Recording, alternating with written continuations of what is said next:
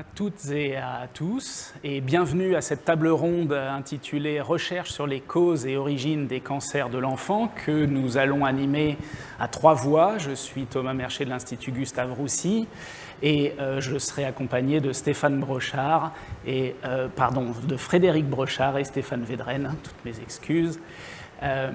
La table ronde aura d'abord une introduction courte sur les spécificités des cancers pédiatriques, puis ensuite 3 présentations par des experts du domaine, après lesquelles vous pourrez poser des questions. Donc je passe la parole à Stéphane Vedren. Bonjour, je suis Stéphane Vedren, cofondateur d'Eva pour la vie de Grandir sans cancer, première fédération à 100% bénévole de lutte contre les cancers et maladies graves de l'enfant. Nous rassemblons en France une centaine d'associations de parents, des chercheurs, des médecins. Nous avons impulsé, avec des parlementaires très impliqués, une proposition de loi pour le financement de la recherche ainsi que pour mieux accompagner les familles d'enfants victimes d'une maladie grave ou confrontés au décès. Je remercie chaleureusement l'Institut national du cancer, l'ensemble des organisateurs, l'ensemble des intervenants, tous ceux qui suivent ce colloque international dédié au cancer pédiatrique. J'ai également une pensée très forte pour les familles d'enfants qui se battent contre un cancer, une maladie grave, ou qui malheureusement ont perdu un enfant. Nous allons aborder, durant une table ronde, un sujet qui nous concerne tous, les causes et origines des cancers pédiatriques. Aujourd'hui, les oncopédiatres sont souvent désarmés pour répondre à l'une des premières questions que posent les parents. Pourquoi mon enfant a-t-il un cancer ? Parfois, le médecin peut évoquer une prédisposition génétique. Parfois, il peut dire « c'est dû au hasard » ou « la faute n'a pas de chance ». Cette réponse n'est pas vraiment acceptée par la plupart des familles, ce qui est parfaitement compréhensible. Bien sûr, il est trop tard pour éviter un cancer pédiatrique qui est déjà là, mais comment éviter que les frères et sœurs, les camarades, ne soient pas aussi touchés ? Et si l'enfant guérit de son cancer, n'y a-t-il pas des précautions à prendre pour réduire les risques d'une rechute ? Ce sont des questions qui sont vraiment posées. Donc, sommes-nous réellement impuissants face à ces cancers pédiatriques dont le nombre a augmenté selon une récente étude américaine d'au moins 40% depuis le milieu des années 70, et même nettement plus pour les tumeurs cérébrales pédiatriques. Ne peut-on réellement prévenir que les cancers de l'adulte, dont l'Institut national du cancer martèle à juste titre, avec talent, que près de la moitié d'entre eux seraient évitables en luttant contre le tabac, contre l'alcool, contre la malbouffe ou la sédentarité ? Est-ce que ces conseils ne pourraient pas être étendus aux enfants ? Il y a un manque évident de réponses claires. Les parents ont parfois le sentiment de ne devoir compter que sur eux-mêmes sur ces questions-là, sûrement à tort, que leurs enfants sont les grands oubliés de la recherche environnementale notamment. Les associations demandent régulièrement aux institutions, aux élus, de financer des études lorsqu'on ne sait pas, de prendre des décisions protectrices lorsqu'on sait, d'apporter des informations transparentes relatives à la prévention. La pollution, les pesticides, les perturbateurs endocriniens, les ondes, les lignes à haute tension, les antennes relais, certains virus et même parfois certains vaccins, d'autres facteurs sont pointés du doigt dans la survenue des cancers pédiatriques. Et on ne sait pas toujours comment distinguer le vrai du faux. Certains parents s'interrogent aussi sur l'hérédité, ce qui pourrait créer des peurs et de la culpabilité pour une maman, une femme qui souhaiterait redevenir maman après avoir été confrontée à un cancer pédiatrique. D'autres ont le sentiment qu'il y a une volonté de libérer les choses. Ça n'est pas si simple. Enfin, on entend souvent que c'est multifactoriel. Mais qu'est-ce que cela signifie ? Alors, comment améliorer les choses ? Comment apporter des réponses plus concrètes que c'est la faute à pas de chance ? Comment protéger les enfants et les familles ? La recherche scientifique avec des financements à la hauteur et l'utilisation par les pouvoirs publics, que je salue puisque je sais qu'un certain nombre d'entre eux nous regardent, ont un rôle majeur pour progresser sur un sujet qui est aussi important que le soin, que le thérapeutique, prévenir, pour éviter que nos enfants soient touchés par un cancer ou une maladie grave et des conséquences terribles que nous sommes trop nombreux à connaître. Et je passe la parole, je te remercie beaucoup. Alors le rôle de la recherche scientifique dans cet objectif, c'est de comprendre, c'est de comprendre comment les choses se passent? Quels sont les processus qui sont à l'origine du développement normal et des développements cancéreux? Alors, nous allons reprendre très rapidement quelques concepts avant de passer la parole à nos experts. C'est tout d'abord, les cancers pédiatriques ont une composante génétique claire. Il y a un certain nombre de mutations qui sont identifiées et on parle parfois de mutations acquises ou de prédispositions génétiques. Pour détailler un tout petit peu cela, en fait, le génome, c'est 3,2 milliards de paires de bases, c'est-à-dire autant de risques d'avoir une mutation à une position donnée. Seulement une partie code pour des gènes qui codent pour des protéines qui ont une fonction dans la cellule.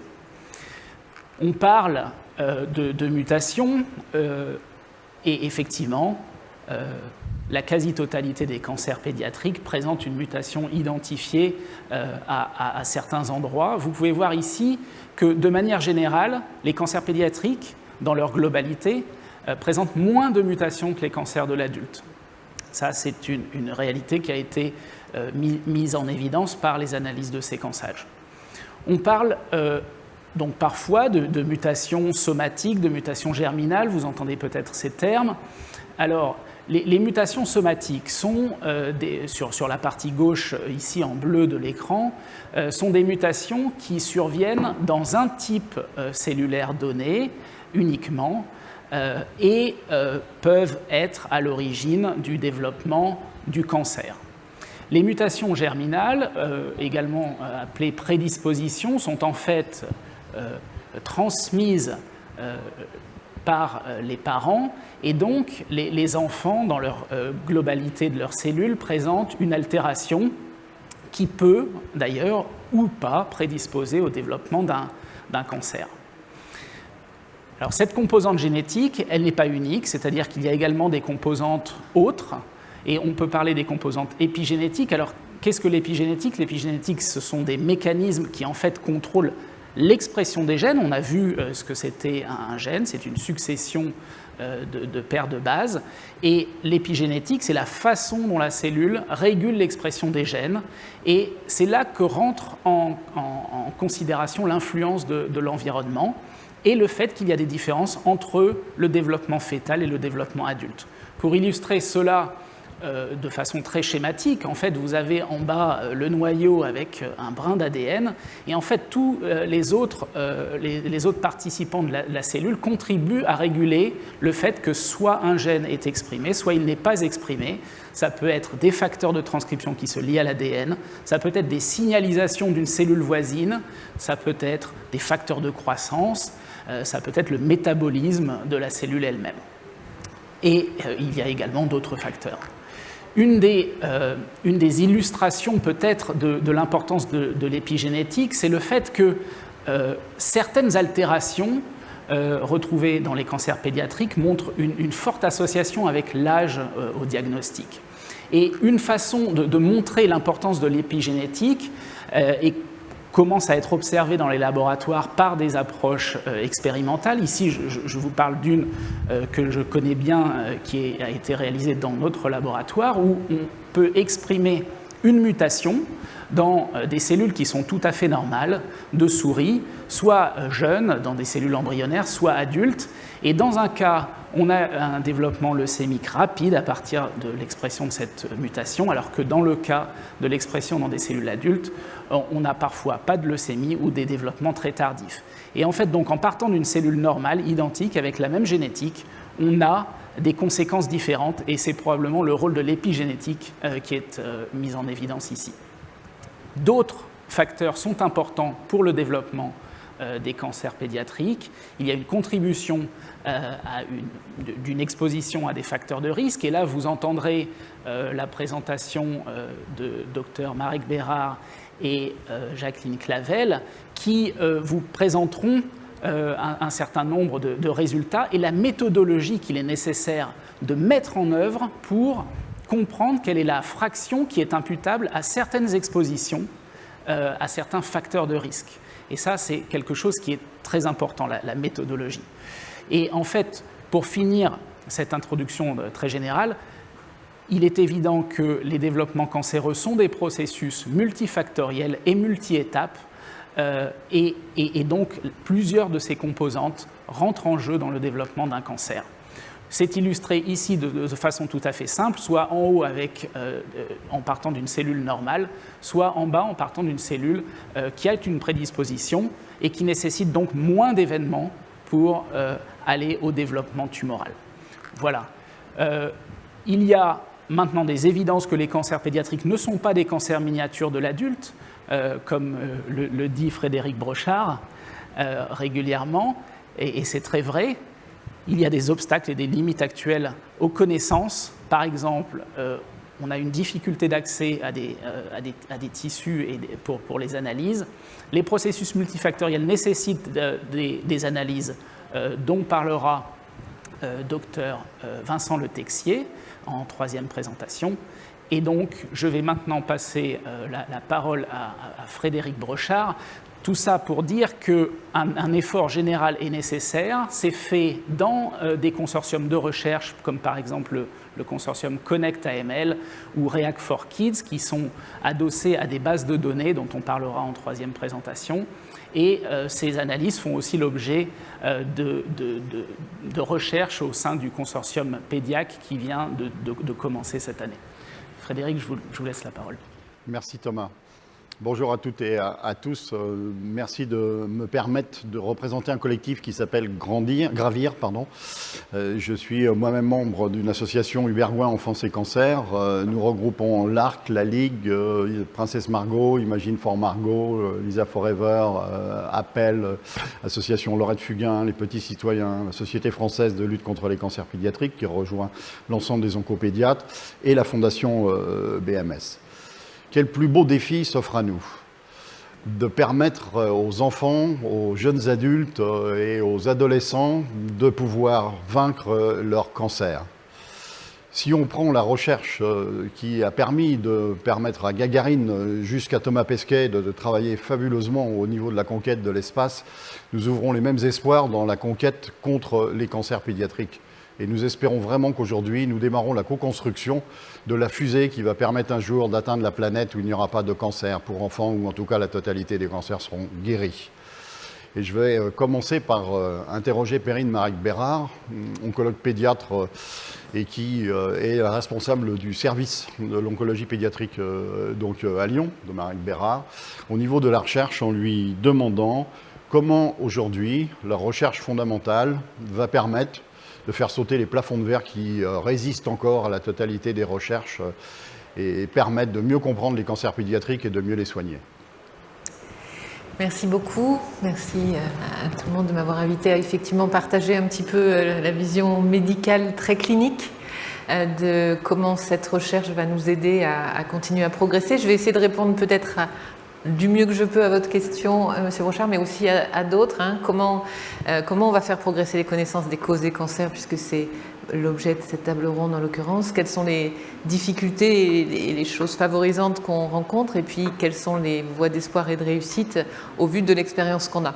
C'est important quand on parle des apports que peut avoir la recherche de parler du passé et de ne pas oublier que même si vous voyez sur cette courbe à gauche la mortalité des cancers de l'enfant depuis 60 ans, la mortalité de l'enfant par des cancers, depuis une soixantaine d'années a nettement diminué, mais le corollaire de ça, c'est que sur la courbe que vous voyez en haut, qui représente la survie des enfants et les taux de guérison, on est passé au-dessus de 80%, ce qui est énorme, mais on est depuis une vingtaine d'années on observe un plateau et on a du mal à progresser encore pour atteindre, comme vous le disiez, pourquoi pas les 100%. Et ça, c'est vrai dans notre pays, mais c'est vrai dans tous les pays qui ont accès à la recherche. Et on va essayer de voir un petit peu cette historique et voir comment les choses peuvent décoller.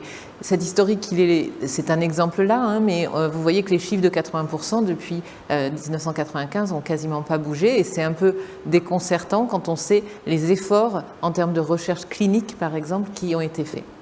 Donc, essayez de voir comment est-ce qu'on peut décoller de ces 80% de guérison. Je rappelle que 80% de guérison, ça paraît énorme, mais ça veut dire que c'est quand même un enfant sur 5 qui, lui, ne guérira pas. Et là, on relativise un peu. Donc, il y a énormément d'efforts à faire. Et quand on regarde sur les entités cliniques qu'on traite quand on travaille en tant que pédiatre dans un service d'onco-hématologie, que ce soit en hématologie avec les lymphomes, les leucémies, ou dans notre jargon, quand on traite les tumeurs solides, que vous voyez sur ces courbes, ce plateau, il est constaté pour tous. C'est à différents niveaux, et effectivement, il y a des maladies qui se soignent beaucoup mieux que d'autres. Il y a encore des impasses et des pathologies qu'on a extrêmement du mal à traiter. Mais le constat, c'est que tous, on observe ce plateau depuis une vingtaine d'années, duquel chaque chercheur essaye de faire décoller. Et si on pouvait effectivement arriver dans les années à venir à ce que cette courbe passe ce cap des 100%, beaucoup d'entre vous et de la communauté des chercheurs seraient effectivement satisfaits, et j'espère pouvoir le faire avant mon départ à la retraite. Si on parle de la recherche, vous me dites comment et quelle recherche? La recherche fondamentale, bien sûr, puisqu'on est là pour ça, mais il faut aussi envisager les autres types de recherche, et c'est vraiment, on va le voir, une collaboration qui fera avancer les choses. La recherche fondamentale, vous en avez entendu parler pendant ces 3 jours largement. La recherche translationnelle, c'est vraiment quelque chose qui, en pédiatrie, prend une place de plus en plus importante pour pouvoir faire bénéficier de façon directe les progrès de la recherche fondamentale aux enfants. Et puis la recherche clinique, on va en parler aussi beaucoup, parce que c'est aussi ce qui permet d'avancer et d'augmenter ces chiffres de guérison. Alors si on reprend un petit peu d'historique, depuis les années 40 où les premières chimiothérapies ont été administrées à des enfants avec des drogues qu'on connaît tous quand on est oncologue pédiatre, qui font partie de notre socle d'histoire, qui ont été diversifiées sur les années qui ont suivi, mais qui depuis la fin des années 80 a finalement pas été dans l'innovation en termes de médicaments de chimiothérapie cytotoxique tels qu'on les connaît et qu'on les a décrits initialement. Et il est probable que l'avenir, et on l'espère grâce à la recherche, sera probablement plus assuré avec des thérapeutiques innovantes, et on va voir que tout ce mouvement destiné à la recherche contre les cancers pédiatriques a permis des choses quand même assez extraordinaires sur les dernières années. D'abord, les progrès de la recherche fondamentale ont permis d'identifier des voies de signalisation multiples qui sont responsables de communication entre les cellules cancéreuses pour pouvoir leur donner l'autorisation de proliférer, de prendre le dessus et d'arriver à ces maladies qui ont le pronostic dont on a parlé. Et identifier ces voies-là et du coup lutter contre, bloquer ces voies-là est une voie un petit peu différente de la chimiothérapie conventionnelle et qu'on observe, dont on observe les applications cliniques depuis quelques années de façon assez extraordinaire. Et il y a une multitude de nouveaux médicaments, de thérapeutiques plus ciblées ou de thérapeutiques, on va voir, qui agissent par d'autres mécanismes qui vont probablement participer à ce changement et à cette inflexion de la courbe vers le haut, en tout cas on l'espère. La meilleure compréhension du rôle de l'immunité, du rôle du lymphocyte est aussi une des bases, vous en avez largement entendu parler sur les dernières interventions, sur les interventions de ces derniers jours.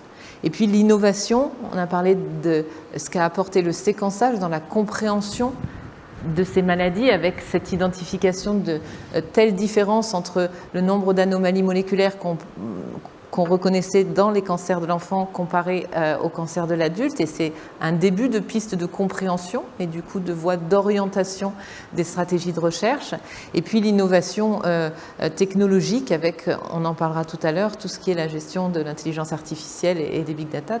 L'ensemble de ces innovations ont aussi participé à l'input de ces dernières années et à ce vers quoi on va.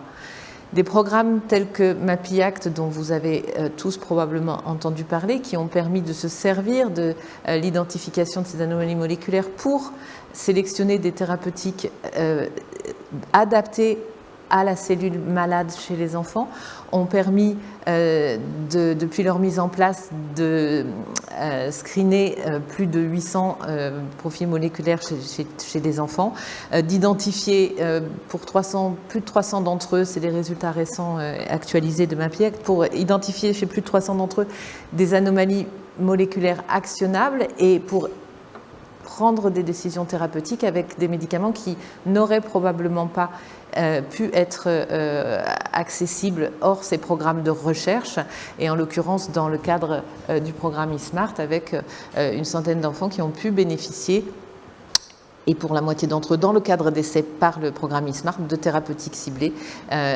dont ils n'auraient absolument pas pu bénéficier dans un autre contexte que ces programmes de recherche clinique. Et le lien avec la recherche fondamentale est évident dans ce continuum que sont les programmes de profilage moléculaire qui sont décrits ici sur ce qui concerne la France, mais il y a d'autres programmes au niveau mondial qui sont avec les mêmes objectifs. C'est aussi par cette meilleure connaissance de la base moléculaire de ce qui transformera une cellule maligne que des petites révolutions comme l'utilisation du larotrectinib dans une pathologie qui s'appelle le fibrosarcome infantile, qui était une maladie extrêmement rare, qui touche l'enfant tout petit, qui a la particularité d'être peu chimiosensible, ont pu permettre de révolutionner un petit peu l'évolution de ces maladies-là, avec encore probablement beaucoup d'inconnus sur les éventuelles conséquences de l'utilisation de ces traitements, mais en tout cas des réponses qui ont été assez spectaculaires et qui ont permis d'identifier une voie d'espoir sur ce type de pathologie. Vous avez entendu parler hier de l'immunothérapie avec la découverte et l'identification des interactions qu'on pouvait identifier entre PD-1 et PD-L1 et les rôles que ça avait sur la régulation du fonctionnement lymphocytaire et sur la prolifération tumorale, et la mise en application par des thérapeutiques qui anti-PD-1 ou anti-PD-L1 qui avaient un effet sur la réponse immunitaire et une efficacité sur certaines pathologies. Alors il y a un petit bémol, on parlait des forces et des limites. Il semble que l'immunothérapie, qui est une vraie voie d'espoir sur beaucoup de pathologies cancéreuses chez l'adulte par exemple, soit on réserve un petit peu les choses sur les problématiques pédiatriques parce que les tumeurs de l'enfant, on l'a vu tout à l'heure, sont beaucoup moins instables que les tumeurs de l'adulte, et qu'effectivement il se peut que l'immunothérapie ne soit pas aussi porteuse que ce qu'on observe dans certaines pathologies comme les mélanomes chez l'adulte ou les tumeurs rénales ou les tumeurs pulmonaires. Néanmoins, il y a encore énormément de travail à faire en termes de recherche sur ce plan-là. Et puis l'autre petite révolution, ou grosse révolution dont vous avez largement entendu parler hier avec M. Baruchel, c'est les CAR-T-cells et l'utilisation des CAR-T-cells et de la thérapie cellulaire dans le traitement des leucémies, y compris des leucémies de l'enfant, avec des espoirs aussi pour les tumeurs solides, même si pour le moment on est encore à un stade très précoce de ce progrès thérapeutique. Ça, c'était un petit peu tout ce qui s'est passé jusqu'à maintenant et ce qui nous a permis d'avancer encore dans la meilleure connaissance des traitements qu'on pourrait utiliser pour changer le pronostic du cancer de l'enfant. Les challenges qui restent aujourd'hui, il en reste beaucoup, et c'est en ça que la recherche a réellement son sens, probablement plus que jamais dans tout ce qu'on met en évidence actuellement. Comprendre mieux le rôle du système immunitaire, le rôle du micro-environnement, les mécanismes de la cancérisation chez l'enfant, est-ce qu'ils sont différents de ce qui se passe chez l'adulte, quelles sont les spécificités de la recherche et de l'identification des causes du cancer de l'enfant. C'est tout ça qui reste à faire et sur lequel l'énergie doit être mise pour pouvoir répondre aux questions que vous avez évoquées tout à l'heure. Comment c'est arrivé, pourquoi c'est arrivé, comment on aurait pu l'éviter. Et ça, quand on est cancérologue pédiatre, hématologue pédiatre, c'est ce qu'on entend tous les jours. Et effectivement, vous l'avez très bien décrit, parfois on répond, parfois on est un peu dans le flou, et si on est dans le flou, c'est parce que malheureusement on ne sait pas encore. Alors les médecins, les soignants naviguent du connu au suspecté. Il y a effectivement des choses qui ont été clairement identifiées. Jacqueline Clavel nous en parlera largement dans la présentation qui va suivre.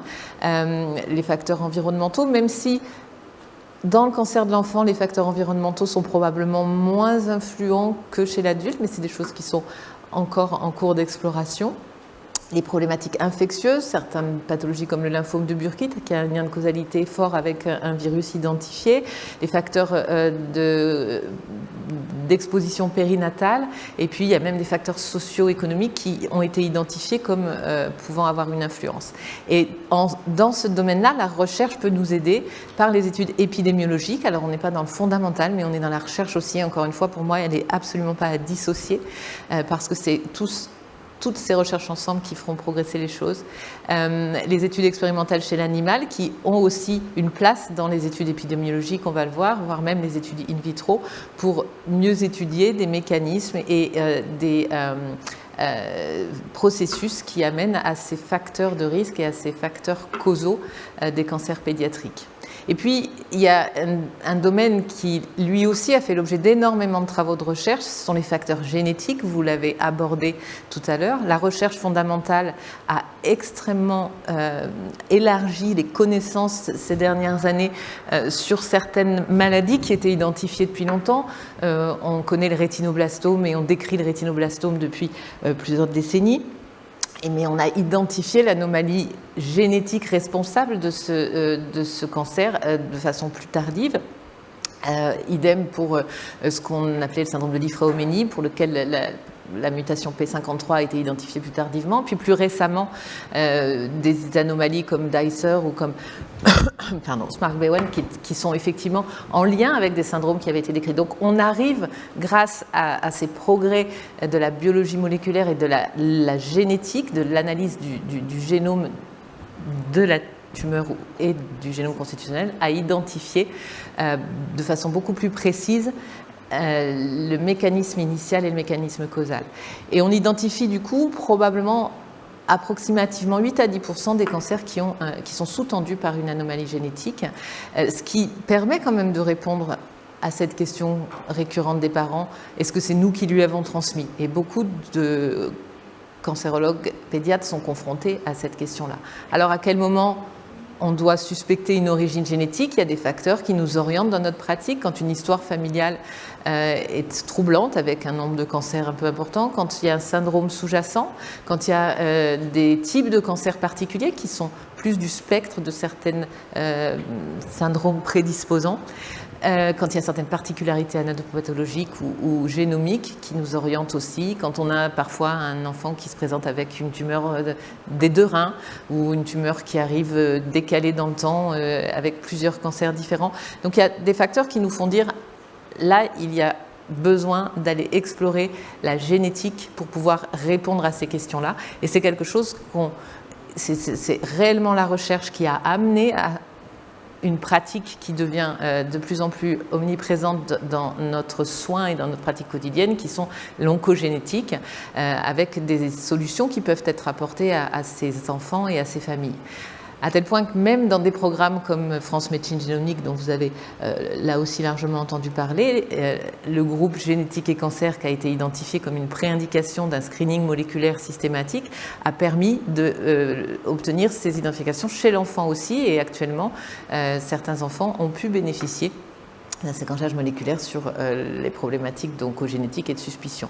Et ça a une importance énorme, et c'est là où pour moi le lien est important et qu'il ne faut pas dissocier la recherche fondamentale des autres types de recherche. C'est que grâce à ces identifications-là et grâce à la recherche clinique derrière, on a pu mettre en évidence que proposer des programmes de dépistage et de surveillance adaptés à ces enfants qui probablement sont dans un contexte de prédisposition, augmenter les chances de survie. Et c'est quand même notre objectif à tous, quel que soit le type de recherche qu'on prétend faire.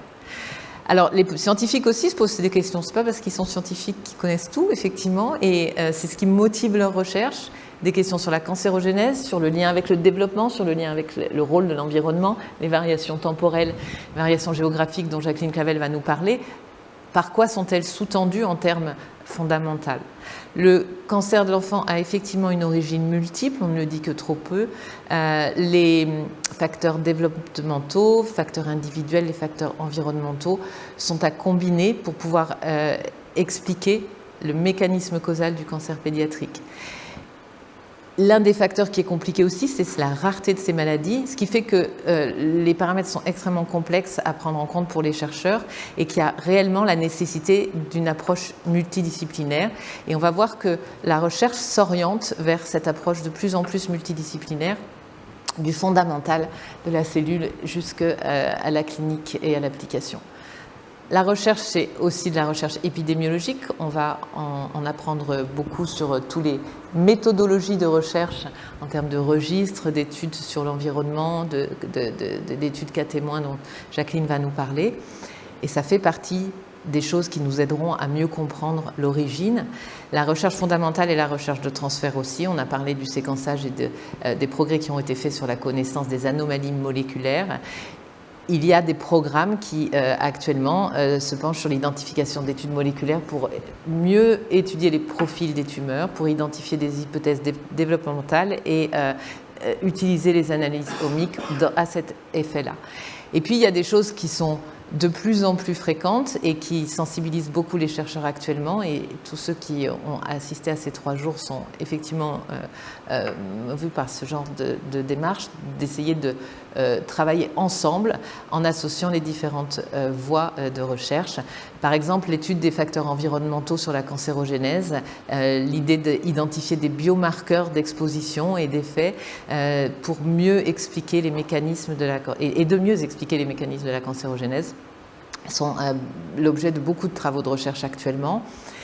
Il y a des projets qui se font de façon croisée avec vraiment la collaboration de l'épidémiologie et de la recherche fondamentale, évaluer les effets des agents cancérigènes avec une collaboration entre les études, je vous le disais, de fondamentales in vitro et les hypothèses épidémiologiques, et puis tout ce qui est épigénétique dont vous avez parlé, avec l'influence des facteurs environnementaux sur la régulation de l'expression du génome qu'on a évoqué. Alors, un des exemples qui est parlant sur cette collaboration et cette multidisciplinarité, ce sont les travaux de Marie Cassé sur l'origine d'érable, de l'équipe de Marie Cassé sur l'origine des rhabdomyosarcomes, qui ont associé des biologistes du développement, des biologistes du cancer, des immunologistes, des bioinformaticiens, des épidémiologistes, pour pouvoir donner une explication et une compréhension de l'influence des altérations génétiques et des facteurs d'exposition, en l'occurrence de polluants, et identifier des signatures d'exposition en termes de signatures multi-omiques avec la mise en corrélation avec l'environnement. Et c'est quelque chose, des modèles de projets de recherche qui deviennent de plus en plus fréquents et qui vont nous apporter des éclairages extrêmement importants sur les causes et les origines du cancer de l'enfant. Un autre exemple qui peut tout à fait représenter ça, c'est des travaux sur l'exposition aux perturbateurs endocriniens et sur l'intégration de la biologie moléculaire dans ces projets de recherche avec la notion d'exposome et encore une fois de cohabitation de différents types de recherche, et finalement on s'aperçoit que de façon isolée on n'obtiendrait pas de tels résultats. Alors les perspectives sont extrêmement excitantes et importantes. Il faut absolument renforcer ces approches interdisciplinaires avec des méthodes innovantes en biologie qui permettront de mieux comprendre les mécanismes d'apparition de ces cancers, et c'est tout ce qui se fait sur les modèles organoïdes. Les interactions entre le gène et l'environnement qui sont encore pas suffisamment explorées et qui font l'objet de beaucoup de travaux de recherche d'équipes actuellement. Les mutations épigénétiques comme marqueurs d'exposition environnementale, et puis une voie qui est aussi un petit peu récente de la recherche sur l'influence de la toxicologie sur la cancérogénèse et le développement des cancers pédiatriques.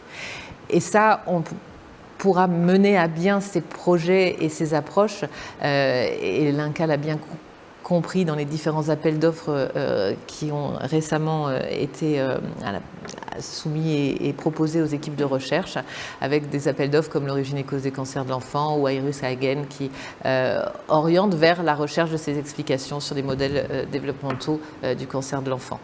Il y a aussi, en termes d'épidémiologie, je pense que Jacqueline en parlera, des démarches et des initiatives européennes pour essayer de grouper un peu les choses. Alors quand on parle de progrès et de recherche, on ne peut pas dissocier d'obstacles, parce qu'effectivement c'est compliqué de faire de la recherche. C'est compliqué parce qu'on est devant une maladie rare. Le cancer de l'enfant, les leucémies de l'enfant sont des maladies rares, parce que ce sont des maladies multiples, parce que la réglementation n'aide pas. Et Jacqueline parlera probablement de tous les obstacles que peuvent représenter les réglementations sur les GPD en termes d'épidémiologie. Et puis, bien sûr, le coût de la recherche qui nous pose aussi quelques obstacles et difficultés. Et ces difficultés-là, elles seront vaincues, j'espère, grâce à des démarches de collaboration internationale, pour partager les données, pour produire des données cliniques, pour mettre en place des programmes de recherche, pour organiser du biobanking. Et c'est quelque chose qui est relativement récent aussi comme démarche et comme initiative. Et aujourd'hui, il y a beaucoup de domaines, et en particulier en cancérologie pédiatrique, où la recherche ne peut être autrement qu'internationale, et c'est quelque chose d'important à favoriser.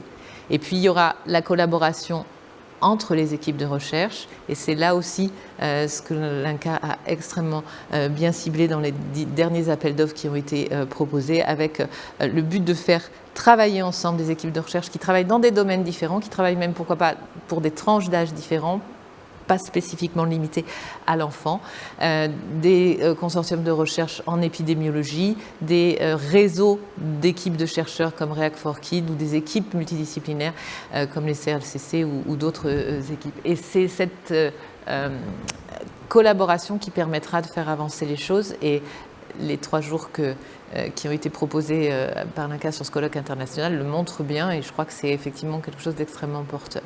Et puis j'aurais tendance à dire ce qui comptera aussi, c'est probablement le soutien et la collaboration avec les associations de patients, et effectivement une démarche telle que vous la faites là aujourd'hui, et on le voit sur tous les collectifs que vous avez décrits qui ont pu être aidants, nous permettront là aussi d'avancer. Voilà. Je vous remercie de votre attention. Merci Perrine, merci infiniment. Une première question qui est posée, est-ce que le fait qu'un enfant soit né en FIV peut davantage fragiliser la survenue d'un cancer et puisse développer un cancer du tronc cérébral? Soit né par FIV. Par FIV, oui, c'est ça. Alors ça, c'est des choses qui ont été beaucoup posées. Jacqueline pourra aussi sûrement en parler. Il y a eu beaucoup d'études et contre-études ou résultats et contre-résultats. Il ne semble pas que jusqu'à il y a peu de temps, on n'avait pas montré de facteurs favorisants particuliers sur des enfants issus de FIV pour tout cancer que ce soit. Et effectivement, il y a des publications plus récentes qui mettent quand même le doigt sur une incidence un petit peu plus importante. Les mécanismes causaux sont aussi, peuvent faire aussi l'objet de programmes de recherche, mais ce sont vraiment quelque chose, aussi des questions qu'ont posées beaucoup de parents. Pendant longtemps, on a répondu que non, parce qu'il y avait des études qui disaient que pas plus, et puis finalement, le nombre d'études publiées augmentant, il semblerait qu'il y ait peut-être une influence et une incidence un petit peu plus importante. Okay. Merci. Vous avez parlé tout à l'heure de la multiplicité des intervenants, en citant notamment par rapport aux perturbateurs endocriniens et puis aux rhabdomyosarcomes. Qu'est-ce que vous pensez du fait d'ouvrir au-delà du champ médical à d'autres approches comme les statisticiens, les mathématiciens, les physiciens, les sciences humaines, pour développer encore plus le spectre de la recherche? Alors sur ce qui est d'ouvrir à des domaines comme les statistiques ou les bioinformatiques, les programmes dont j'ai parlé là et dont vous avez entendu parler probablement le montrent bien. On a une opportunité extraordinaire de cette innovation que représentent ces pratiques-là, et bien sûr qu'il faut faire se croiser ces métiers-là et ces types de recherche-là, parce qu'on ira beaucoup plus vite en utilisant et en exploitant des données, surtout dans une pathologie aussi rare que ça. Donc c'est évident qu'il faut ouvrir au-delà de la recherche fondamentale, et c'est vraiment l'objet de la présentation que j'ai essayé de faire. En corollaire de ça, pour participer avec Stéphane Védrenne notamment à Task Force qui contribue à flécher les 5 millions d'euros que nous a octroyé le ministère de la Recherche, en plus pour les cancers pédiatriques, on voit qu'il semble difficile d'attirer justement ces nouvelles compétences-là pour qu'elles répondent à des appels d'offres sur la recherche. Quel type de suggestions vous auriez pour qu'on soit encore plus attractif pour... Alors, je ne sais pas si c'est des suggestions. Il y a un constat, c'est que ce sont quand même des nouvelles disciplines. Je dirais, il faut peut-être leur laisser le temps de former des chercheurs et à des centres de recherche embaucher entre guillemets des chercheurs de ce type, mais je crois que de plus en plus d'équipes collaborent maintenant avec des biostatisticiens ou avec dans cet objectif-là. Donc, je pense que c'est continuer à publier ou à amener des projets de recherche à bout qui montrera à d'autres équipes que ça a un intérêt et qu'il faut continuer à le faire, mais je suis moins pessimiste que ce que vous le dites. J'ai l'impression que ça... Ok. Je n'étais pas pessimiste, hein, j'essayais d'être encore plus optimiste. Alors nous avons un temps de questions maintenant. Je vous encourage à poser des questions en ligne le plus possible. Vous pouvez le faire maintenant pour l'intervention de Dr Maric Bérard. Vous pourrez aussi le faire tout au long de la session pour avoir vos questions relayées en fin de session pour la discussion générale. Donc n'hésitez pas à mettre des questions en ligne et nous les relayerons le mieux possible. Un des commentaires qui est sur le chat pose la question de savoir si la fréquence des cancers de l'enfant a véritablement augmenté, ou est-ce que c'est aussi lié à une meilleure détection de ces cancers avec le temps? Ce sera vraiment à Jacqueline de répondre à cette question. Il semble qu'elle est réellement augmentée jusqu'à finalement il y a peu de temps et que les derniers chiffres qu'on ait soient plutôt vers une stabilisation. Donc est-ce que c'est parce qu'il y a eu effectivement un progrès du dépistage, de l'identification des maladies? C'est compliqué de trouver les origines exactes, mais ce qu'il y a, je crois, de certains, c'est que les choses ont l'air de s'infléchir un petit peu avec des chiffres qui sont plutôt dans la stabilisation, peut-être pas la décroissance encore, mais dans la stabilisation. Donc il est probable que ce soit lié à de meilleures méthodes de déclaration, de registre et à tous les progrès en épidémiologie justement qui étaient faits probablement. Et puis on doit raisonner différemment d'un pays à l'autre. On ne peut pas appliquer à la France ou à l'Europe ce qu'on va appliquer dans d'autres pays. Donc c'est compliqué de répondre clairement. Mais pour ce qui est des chiffres et des données récentes sur les pays européens par exemple, les choses semblent moins alarmiste que ce qui a été à un moment. On voit que la collaboration est française, européenne et mondiale. Et quelquefois, des familles nous interpellent en disant aux États-Unis, tel type de cancer peut être soigné moyennant un budget. En France, on n'arrive pas à le soigner parce que les autorisations de mise sur le marché, etc., ne sont pas suffisamment efficaces. Comment vous pouvez répondre à ces interrogations, s'il vous plaît? Alors, si des parents m'interpellent sur ce plan, ce que je leur dis, ce qui est vrai, c'est que la collaboration internationale maintenant en oncologie pédiatrique est une évidence, et que toutes les équipes qui prennent en charge dans les centres de référence des cancers de l'enfant ont des groupes de travaux internationaux, y compris outre-Atlantique. Et effectivement, quand il n'y a pas de mieux ou de plus avancé, il y a maintenant une vraie collaboration sur qu'est-ce qu'on développe et comment est-ce qu'on réunit les forces pour répondre à des questions éventuellement différentes en même temps ou pas se faire en concurrence. Après, sur un plan réglementaire, la FDA, qui est la réglementation américaine, n'est pas beaucoup plus souple que le MEA, qui est la réglementation européenne, ou que la Commission de transparence en France. Je crois qu'il y a effectivement des choses qui vont peut-être plus rapidement, et c'est vrai qu'il y a parfois des autorisations qui sont mises plus précocement, mais globalement, c'est une lourdeur administrative qui est assez internationale. Okay. Yes. Merci. Merci beaucoup, et je pense que c'est le moment de passer à l'intervenant suivant. Merci, docteur Perrine Bérard, pour cette présentation très claire et passionnante à la fois. Nous allons donc maintenant passer à la présentation du docteur Jacqueline Clavel, qui est médecin, épidémiologiste et directrice de recherche INSERM à l'Université Paris-Sud de Villejuif. Cette spécialiste de santé environnementale depuis 20 ans est à l'origine de la création du Registre national des cancers de l'enfant, qui recense les enfants mineurs atteints d'un cancer ou d'une leucémie en France, à des fins de surveillance sanitaire ou de recherche. C'est une démarche particulièrement avant-gardiste. Jacqueline Clavel a rejoint en 2020 avec son équipe PEDIAC un consortium interdisciplinaire qui rassemble des équipes de recherche aux compétences complémentaires, des épidémiologistes, des médecins, des généticiens, entre autres, autour de la question des causes et des origines des cancers pédiatriques. PEDIAC a été rendu possible grâce au financement dédié de 5 millions d'euros par an à la recherche sur les cancers pédiatriques.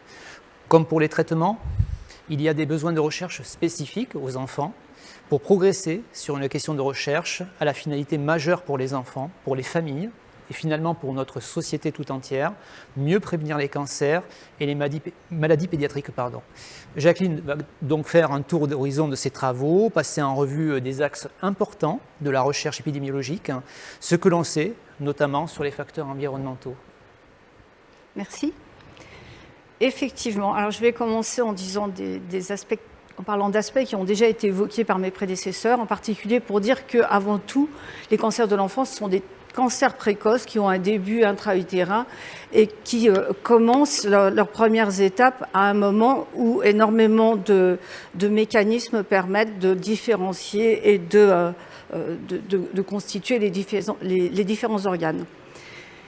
Et ce sont aussi, comme on l'a dit, des cancers très différents des cancers de l'adulte. J'ai mis ici leur répartition, donc vous voyez qu'il y a à peu près 1700 enfants de moins de 15 ans en France qui sont diagnostiqués chaque année. Et j'ai représenté à côté les petites courbes d'incidence qui montrent leur variation avec l'âge pour dire qu'avant l'âge de 5 ans, la moitié des cancers de l'enfant ont eu lieu. Donc on est vraiment sur des cancers très précoces. Et ce que vous regardez, si vous voyez la troisième petite courbe qui parle des tumeurs embryonnaires, presque tous les cancers ont eu lieu. Mais si vous regardez la toute dernière ligne, qui est celle des carcinomes, d'abord il s'agit d'une pathologie extrêmement rare, et vous voyez que la courbe commence à décoller bien plus tardivement. Pourquoi je vous dis ça? C'est parce que si on veut comparer au cancer de l'adulte, dont la distribution est vraiment extrêmement différente, et heureusement les nombres aussi, enfin heureusement pour les enfants, on voit qu'on est là beaucoup plus sur des carcinomes, et j'ai représenté de la même manière la médiane qui se situe pas très loin de 70 ans. Pourquoi je vous dis ça? Parce que on comprend que pour fabriquer un cancer chez l'adulte, on va accumuler pendant des décennies les effets de plusieurs facteurs de risque, des mutations qui peuvent être 5 à 10 pour arriver au cancer définitif. Chez l'enfant, on arrive très très tôt dans le processus et on devine qu'on va avoir moins d'événements qui vont y contribuer. Alors chez l'adulte, il y a beaucoup de facteurs de risque qui sont reconnus. Des facteurs ici, j'en ai listé une liste non exhaustive des facteurs qui sont reconnus comme cancérogènes, qui peuvent être des facteurs de risque environnementaux sur les plages vertes, à gauche des facteurs de risque comme les radiations ionisantes, à droite des facteurs de risque du milieu professionnel, en jaune des facteurs qui sont dans l'axe des comportements individuels, en dessous des infections, et puis en plus des agents qui sont régulièrement identifiés comme facteurs, bien sûr des facteurs de prédisposition génétique. Alors, ce qui est important, c'est que ce sont des facteurs qui sont reconnus cancérogènes, c'est-à-dire qu'on a pu établir la causalité de ces facteurs dans la survenue du cancer. Et qui dit lien causal dit vraiment prévention, puisqu'on a une chance que la prévention devienne possible par suppression des sources d'exposition, réduction des émissions, protection des postes de travail, des logements, des individus, vaccination, dépistage et suivi spécifique. Perrine en a parlé dans le cadre de l'oncogénétique pour les facteurs de prédisposition connus. Ça va être le cas aussi pour les radiothérapies, chimiothérapie qui induisent elles-mêmes des cancers secondaires. C'est le cas pour les expositions fortes professionnelles ou accidentelles. Bref, cet établissement de la causalité permet d'avoir des actions de prévention. Et comment on fait pour arriver à cet établissement d'une responsabilité causale d'un facteur dans la survenue d'un cancer? Par addition de nombreuses évidences qui proviennent à la fois de l'expérimentation in vitro et de l'expérimentation animale et de la répétition d'observations épidémiologiques, puisqu'on n'est pas dans l'expérimentation, on doit répéter les observations pour pouvoir leur donner du sens. Et c'est l'ensemble de tout ça qui permet à l'OMS, au Centre international de recherche sur le cancer, de classer les agents comme étant des cancérogènes certains ou des cancérogènes probables, des cancérogènes possibles ou des produits pour lesquels il y a peu de preuves. Et ça, c'est vraiment important à comprendre puisque notre travail de recherche, ça va être d'essayer d'apporter des évidences qui vont permettre de définir si les facteurs sont responsables ou pas d'une augmentation du risque de cancer et s'ils sont ou pas causalement responsables de cette augmentation. Alors, j'ai juste surligné ici quelques-uns des facteurs que l'on retrouve ou pour lesquels on pense que l'enfant peut également avoir été impacté par des expositions à ces facteurs. Et parmi eux, donc, Et à cela, j'ajoute des facteurs qui sont des cancérogènes non prouvés, mais considérés comme probables. L'épandage de pesticides ou d'insecticides plutôt est considéré comme cancérogène probable. La proximité d'un certain nombre de champs magnétiques, par exemple, est considérée comme cancérogène possible. Ceci pour faciliter mobiliser la recherche pour apporter des réponses. Alors quand on se pose ces questions, on se demande évidemment s'il s'agit d'exposition des parents ou de l'enfant. Est-ce que ça se passe pendant une fenêtre temporelle prénatale ou postnatale, ou bien pendant la conception, ou l'ensemble des deux? Si on parle de l'exposome dans toute sa totalité, depuis la conception jusqu'à l'âge de survenue du cancer, comment prend-on en compte les multiples expositions? Voilà des différentes façons dont on va aborder cette recherche. Et là, j'ai choisi d'illustrer mon propos par des présentations sur les radiations ionisantes, sur la pollution de l'air, sur les pesticides et les facteurs agricoles, sur les infections, et puis quelques mots sur les éléments génétiques.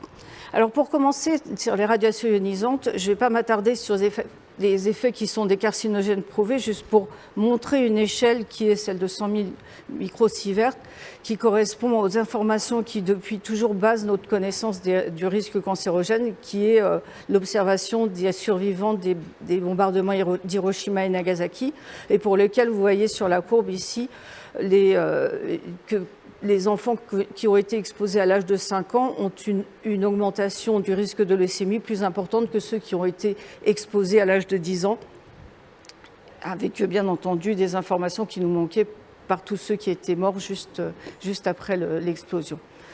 Je rajouterai dans ce tableau les observations faites après Tchernobyl, avec une augmentation importante du risque de cancer de la thyroïde qui s'est vue à la fois en Bélarus, aussi en Ukraine et en Russie, du fait de l'exposition à l'iode radioactif. Je vais passer à un log de moins avec les expositions au scanner qui nous pose aujourd'hui des questions, puisque deux équipes ont posé la question des scanners et du risque augmenté de tumeurs cérébrales et de leucémie observées dans des cohortes d'enfants. Là, c'est 200 000 scanners au Royaume-Uni. Et sur lequel, quand on commence à regarder de plus près, on se pose vraiment des questions de biais d'indication qui sont extrêmement difficiles à contrôler, puisque les scanners sont parfois faits quand même dans le cadre de suivi spécifique et que ça n'a pas toujours été simple. Il y a donc des actions aujourd'hui européennes en tout cas, et internationales pour étudier plus spécifiquement cette question-là. Et puis une question que beaucoup d'entre vous se posent qui concerne les radiations ionisantes d'origine naturelle. J'ai mis ici une carte où on voit que les endroits les plus où ces expositions, soit au gaz radon, soit au rayonnement gamma tellurique, sont les plus importantes dans les vieux massifs, notamment Massif central, les Ardennes et la Bretagne. Voilà une des approches avec lesquelles on a pu travailler, et je vous montre ici un résultat qu'on a obtenu en France il y a quelques mois. On est parti, évidemment en collaboration avec l'IRSN, de cartes qui étaient basées sur des mesures, des campagnes de mesures avec 100 000 mesures pour le gamma tellurique, 11 000 mesures pour le radon, réparties partout en France. Une cartographie extrêmement précise des potentiels géogéniques, c'est-à-dire de la richesse du sol ou du sous-sol en matière radioactive, et puis ensuite des modélisations permettant de prendre en compte l'ensemble et de localiser relativement finement l'exposition dans les communes de France, dans les 35 000 communes de France. Et ensuite, des modèles ont permis de mesurer, d'estimer les doses cumulées à la moelle et d'observer, vous voyez ici en France, on n'a pas de... On n'a pas observé d'augmentation d'incidence liée à des doses plus élevées. Alors là, c'est toute leucémie confondue. On observe la même chose quand on passe à des observations par sous-groupe de leucémie. Et donc, on a écarté en France l'hypothèse d'un risque élevé dues aux radiations d'origine naturelle. Les Allemands aussi au niveau national ont fait les mêmes observations. Il n'empêche qu'en Angleterre et en Suisse, il semble qu'il y ait une observation d'un risque légèrement augmenté. Il y a donc une nouvelle action européenne qui est en cours pour pouvoir arriver à faire la différence entre ces différentes observations et puis essayer d'y voir plus clair. Je vais passer à une autre exposition pour laquelle, là aussi, il y a beaucoup de recherche qui est en cours. Je parlerai de la pollution de l'air. Je ne vous ai pas mis de résumé de la littérature parce que là, on est vraiment dans une littérature qui est hétérogène. Un des premiers indicateurs qu'on peut utiliser pour s'intéresser à la pollution de l'air, et c'est celle qu'on va retrouver de façon hétérogène dans beaucoup d'études maintenant, c'est celle de s'intéresser à la proximité de routes majeures et à la densité de ces routes majeures dans un rayon de 200 à 500 mètres autour du domicile, comme indicateur de potentiel trafic. Et pollution. Et vous voyez que dans l'observation qu'on avait faite en France, aussi au niveau national et sur une dizaine d'années, on avait observé une augmentation de 30% du risque de leucémie, encore une fois, de leucémie aiguë myéloblastique, dans les zones dans lesquelles l'exposition était la plus dense. Et l'étape suivante, qui est celle que rencontrent aussi nos collègues dans d'autres pays, c'est celle de l'utilisation de modèles qu'on a pu fabriquer, qui sont basés sur des mesures satellitaires, qui sont basés sur des mesures, l'intégration de nombreuses bases de données et qui permettent de retracer sur des grilles de 500 mètres sur 500 mètres les expositions des enfants. Une autre question pour laquelle on a des interrogations solides, c'est celle de l'exposition aux pesticides. Alors, il y a une première approche, un premier type de questionnement qui est l'utilisation domestique, et aussi l'utilisation professionnelle, mais là, j'en parlerai pas, l'utilisation domestique de ces produits. Et la littérature dans son ensemble, j'ai mis un trait rouge vertical pour distinguer les études pour lesquelles, à gauche, le risque serait moins fort que chez les exposés que chez les non exposés, à droite ceux où il est plus élevé, et vous voyez que là on trouve de façon majoritaire des expositions qui sont reliées à un risque élevé de leucémie, avec une grosse partie des études qui proviennent de notre consortium international, le CLIC. Et sur les tumeurs cérébrales, si vous vous repérez sur la même barre rouge qui a le même sens que tout à l'heure, vous voyez aussi on a une majorité d'études qui sont évocatrices, toutes tumeurs cérébrales confondues, et c'est là une difficulté majeure pour le moment, d'une augmentation de 30% du risque de tumeurs cérébrales chez les personnes, chez les enfants dont les mères ont utilisé des pesticides pendant la grossesse. Et nous, en France, on a observé effectivement un résultat analogue dans nos études. Alors, les deux ensembles d'études que je viens de montrer sont des études qui sont basées sur des questionnaires, donc qui supposent qu'on a interrogé les parents, qu'ils ont été d'accord pour être interrogés, que les mères ont connu les produits qu'elles utilisaient et qu'elles s'en souviennent. On voit bien qu'on est dans des restrictions potentielles et des difficultés qu'il faut garder en tête.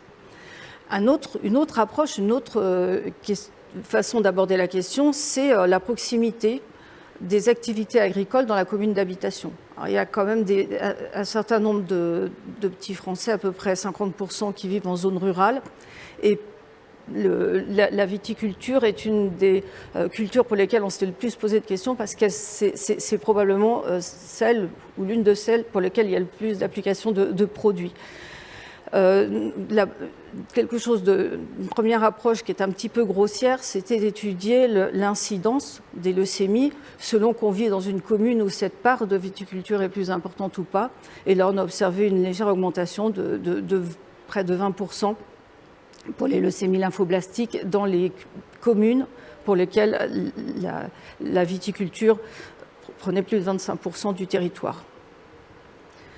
Alors, ce n'est pas suffisant de juste s'intéresser à la commune et à l'incidence. On voit bien qu'à un moment donné, on va avoir envie de savoir, en fonction d'ailleurs des saisons, si l'enfant réside lui-même dans un périmètre de 150-200 mètres en fonction des rejets qu'on attend de ces cultures.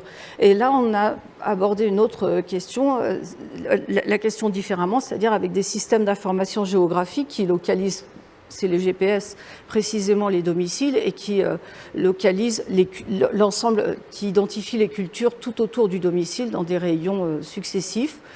En utilisant différentes bases de données qui permettent de savoir exactement le type de culture qui est utilisé. Donc on a constitué cette cartographie avec Santé publique France, et aujourd'hui il y a des questions qui se posent sur l'exploitation de ces données pour identifier les pesticides autour du domicile, et là on se base sur les données de vente, les données des chambres d'agriculture et différentes modélisations des transferts de produits. C'est donc tout un travail qui se fait de façon proche des modélisateurs, donc là cette fois encore avec des mathématiciens et des environnementalistes. Un avant-dernier volet, c'est celui des infections. Alors, ça a été évoqué tout à l'heure, je parle de quelque chose un petit peu anecdotique dans notre pays, qui est le risque d'hépatocarcinome lié à l'hépatite B, parce que c'est quand même agréable de pouvoir montrer que dans un pays comme Taïwan, où l'incidence des hépatocarcinomes était élevée, la vaccination néonatale contre le virus de l'hépatite B a permis de diviser par 3 l'incidence de ce cancer. Il n'y a pas beaucoup de cas comme ça, j'avais envie de le montrer. Je parle aussi de l'exemple type de l'infection et cancer de l'enfant qu'a évoqué Perrine, qui est celui du virus d'Epstein-Barr dans les lymphomes de Burkitt endémiques. Et peut-être pour dire que là, l'épidémiologie voit des choses, parce qu'il y a cette répartition du lymphome de Burkitt qui est calée à celui du paludisme, parce qu'on voit des différences géographiques qui sont extrêmement importantes entre les pays tropicaux et des pays comme la France. Ce sont les petites barres jaunes, c'est l'incidence du Burkitt en France, et en vert en Ouganda et au Cameroun. Donc quelque chose qui se voit à l'œil nu, qui est une vraie différence de comportement épidémique, puisque là il s'agit d'une association entre BV et le paludisme. Mais alors du coup, est-ce qu'on a d'autres situations comme ça? J'ai mis à gauche des petites figurines qui vous rappellent que chez l'animal, beaucoup de virus sont connus comme cause des cancers chez l'enfant. Et donc on a tous recherché des structures spatiales qui étaient évocatrices, une temporalité qui était évocatrice, et on continue à travailler sur cette question de la saisonnalité, du lien éventuel entre la survenue de certains types de cancers et les enregistrements épidémiques. Est-ce qu'il y a des clusters qui pourraient être évocateurs du fait que des micro-associations entre personnes qui sont porteuses d'un virus et qui, dépassant l'immunité de groupe, pourraient être à l'origine de micro-épidémies. C'est des choses qu'on a beaucoup étudiées dans des situations de mouvement de population. Il y a aussi beaucoup de recherches de virus à l'intérieur des tumeurs et dans des sérologies. Aucune de ces sources n'a pour le moment apporté de réponse franche et n'a permis de mettre en évidence d'autres facteurs infectieux. Il y a quand même quelque chose qui est important, qui va un peu dans l'autre sens, c'est la question du retard aux premières infections, puisque les infections ne sont pas que problématiques, et notamment la constitution du microbiote, et ça c'est dans le cadre de la leucémogénèse B. Là, on part du modèle qui a été évoqué par Griffiths, que la stimulation immunitaire précoce facilite la formation du système immunitaire. Les infections banales dans la première année sont utiles à sa maturation, et en l'absence de ces infections banales, les premiers contacts peuvent créer un stress immunitaire, et quand ce stress immunitaire survient sur des clones qui ont pu enregistrer au cours de leur développement un premier événement génétique, un deuxième événement génétique devient plus probable avec l'apparition d'une réelle leucémie. Donc ce qui est intéressant, c'est que la cellule leucémique, elle a en écriture, une partie de son histoire qui va être intéressante à étudier quand on voudra tracer son historique. Et juste en regard de cette hypothèse sur les infections banales répétées, on a observé quand même une diminution de 20% dans tous les pays en moyenne, avec une forte harmonisation des données du risque de LAL chez les enfants qui sont gardés en crèche. Une légère augmentation semble vraie chez ceux qui sont nés par césarienne programmée avant travail et une diminution également du risque chez les enfants qui ont été allaités plus de 6 mois. Et tous ces éléments-là vont dans le sens de cette hypothèse-là. Je vais passer très très vite sur les facteurs génétiques, d'abord parce qu'ils ont été évoqués déjà par mes prédécesseurs, en associant à cette question l'anomalie chromosomique de la trisomie 21, qui est un facteur de risque majeur de leucémie, on le sait.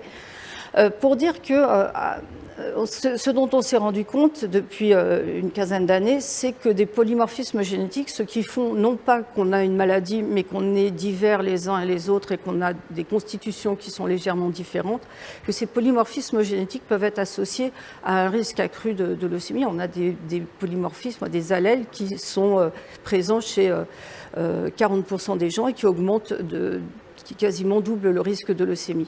Et donc ça, c'est un travail qui a été fait dans beaucoup de pays. Et aujourd'hui, dans notre consortium international, on étudie ça, on essaye d'augmenter, on est près de 60 000 tumeurs pour lesquelles on va étudier ces polymorphismes. Et on va s'intéresser évidemment à l'interaction entre ces gènes et les facteurs environnementaux dont on a un petit peu parlé tout à l'heure. Alors, je vais finir quand même, désolée de dépasser un petit peu, sur PEDIAC, le consortium donc, dont Stéphane a parlé, qui est coordonné par Thomas Mercher. Dans ce consortium, il y a un work package qui est entièrement consacré à étudier les facteurs de risque. Le premier, avec une première partie qui concerne les facteurs de prédisposition génétique, en particulier dans des cas de questions immunitaires ou de survenue de second cancer. Il y a le développement des recherches sur les facteurs de risque environnementaux tels qu'on les a discutés tout à l'heure. Tous ces facteurs et l'exposome dans son ensemble vont faire l'objet d'études. Une troisième partie va servir à essayer de quantifier la part de cancer attribuable aux facteurs de risque identifiés. Et enfin, un quatrième ensemble de travaux concerne la recherche de signatures épigénétiques. Et c'est après là-dessus que je voudrais finir. C'est-à-dire que je vous ai montré qu'il y avait une première approche avec ses limitations qui passe par l'utilisation de questionnaires, une deuxième approche qui peut s'intéresser à d'autres types d'expositions agricoles, là si on est dans les pesticides, qui passe par des systèmes d'information géographique.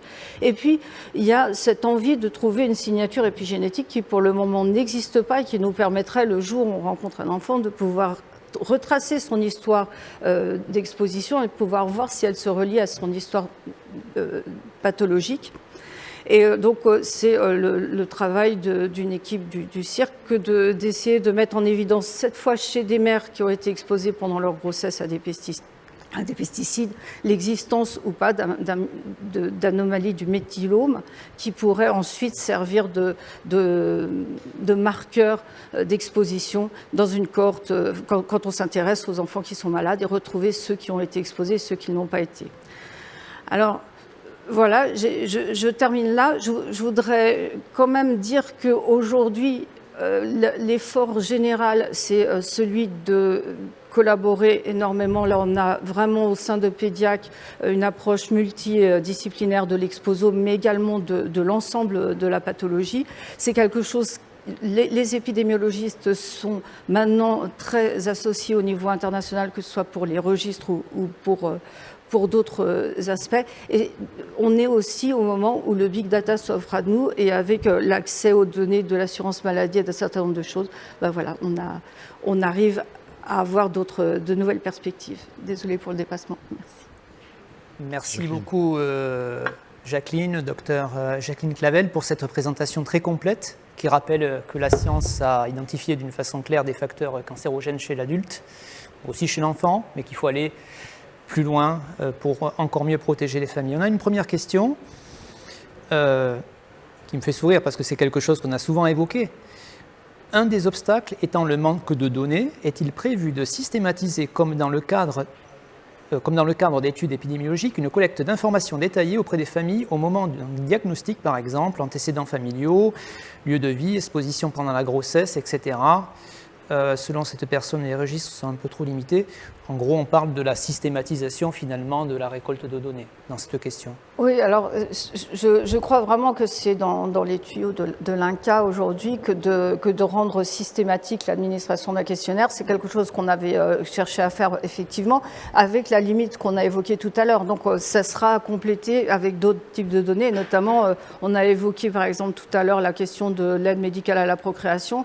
On est actuellement en train d'étudier cet aspect-là, mais en nous basant sur les données de l'assurance maladie directement, avec des informations qui sont non sélectionnées. Donc il y a aussi d'autres approches qui, en complément des aspects géographiques ou des aspects questionnaires, qui vont être faits systématiquement.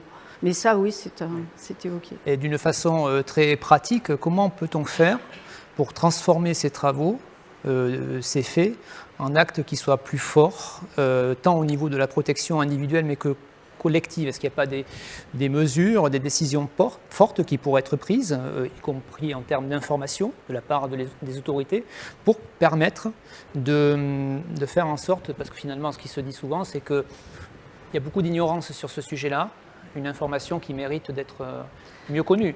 Alors, s'il s'agit de la prévention, c'est ça. Pour la prévention. Pour la prévention. Vraiment, j'ai insisté, j'ai pris le temps exprès d'insister sur la notion de causalité, parce que c'est que si on a réuni des éléments suffisants que cette prévention peut avoir un impact sur le risque. Et donc, ensuite se pose la question de la façon de le faire.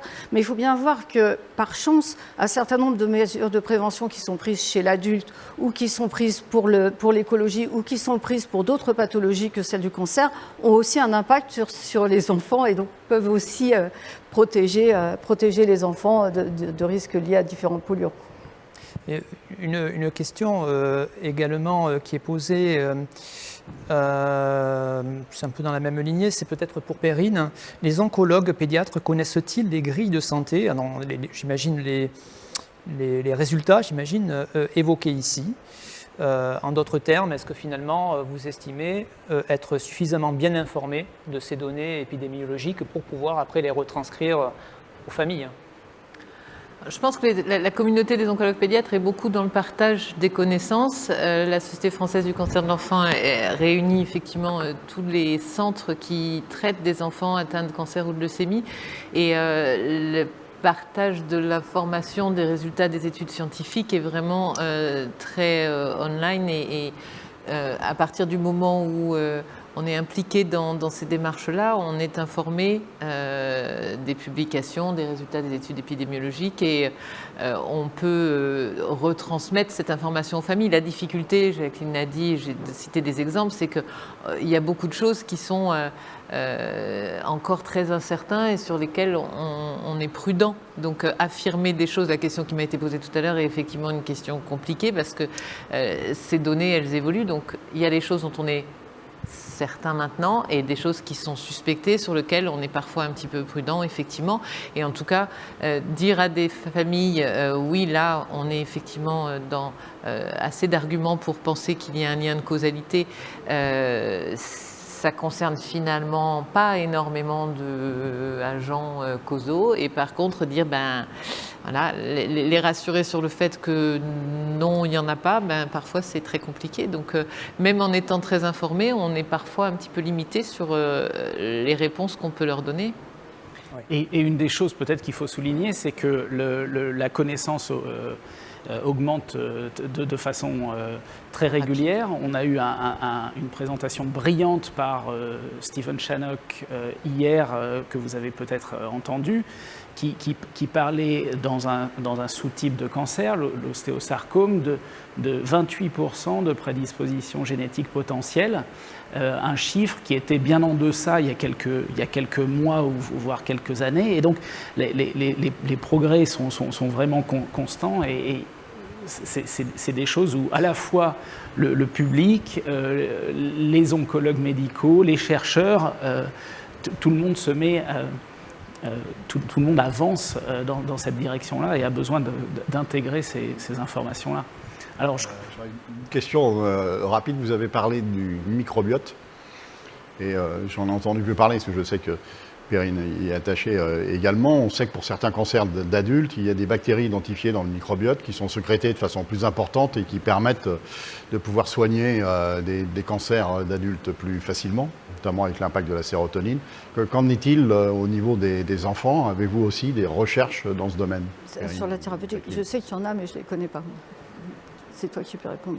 Il y a des équipes qui travaillent là-dessus, mais pour l'instant, il n'y a rien qui a été clairement démontré en termes de possibilités curatives ou... Voilà, là, on était vraiment dans l'étiologie. Okay, c'est une nouvelle voie possible. Ou pas. C'est ça. Ok, j'entends. Afin de garder le fil de la table ronde, nous allons progresser vers la troisième présentation. Mais rappelez-vous qu'un certain nombre de questions que vous avez peut-être posées en ligne pourront être adressées à la fin dans la discussion générale. Donc, je vais maintenant introduire Dr Vincent Le Texier qui va nous parler de quelque chose qui est très très important. Vincent Le Texier vient de Synergie Lyon Cancer, donc à Lyon, et c'est la structuration des données qui permettent de les intégrer dans des bases de données et de faire des analyses sur des cancers rares et de compiler un certain nombre de données. Donc je laisse la parole à Dr Le Texier. Bonjour à tous. Donc, mon nom est Vincent Le Texier. Merci beaucoup à l'INCa de m'avoir invité à ce colloque de recherche fondamentale sur les cancers de l'enfant. Et aujourd'hui, je suis ici pour vous présenter une thématique qui concerne la structuration des données, le partage et les collaborations qui se font dans ce domaine de partage de données oncopédiatriques au niveau national et international. Et donc, l'objectif de cette présentation est de répondre à un certain nombre de questions en matière de partage de données en oncologie pédiatrique. Quelles sont les initiatives nationales et internationales? Pourquoi les chercheurs doivent-ils partager leurs données? Et comment pouvons-nous améliorer le partage de données? Donc, le sommaire, je vais vous présenter d'abord le contexte de notre système de santé, faire un peu l'état des lieux, voir comment nous pouvons l'améliorer. Donc, le partage de données, c'est pourquoi il est important de partager les données. On va voir que ce partage de données est essentiel, notamment pour les essais cliniques, et pourquoi cela reste difficile. Nous prendrons ensuite en considération quelques initiatives nationales et internationales, en vous donnant quelques exemples aux États-Unis et en France. Et enfin, je terminerai par quelques conclusions. Donc, l'état de notre système de santé, qui doit faire face à un certain nombre de défis et de risques.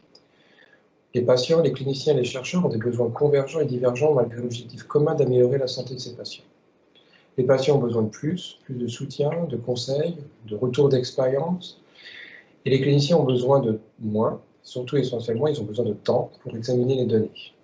Et on voit que ces données ont augmenté de façon exponentielle depuis 1990, alors que l'état cognitif, la capacité de l'être humain à analyser ces données reste constant au cours de ce dernier siècle.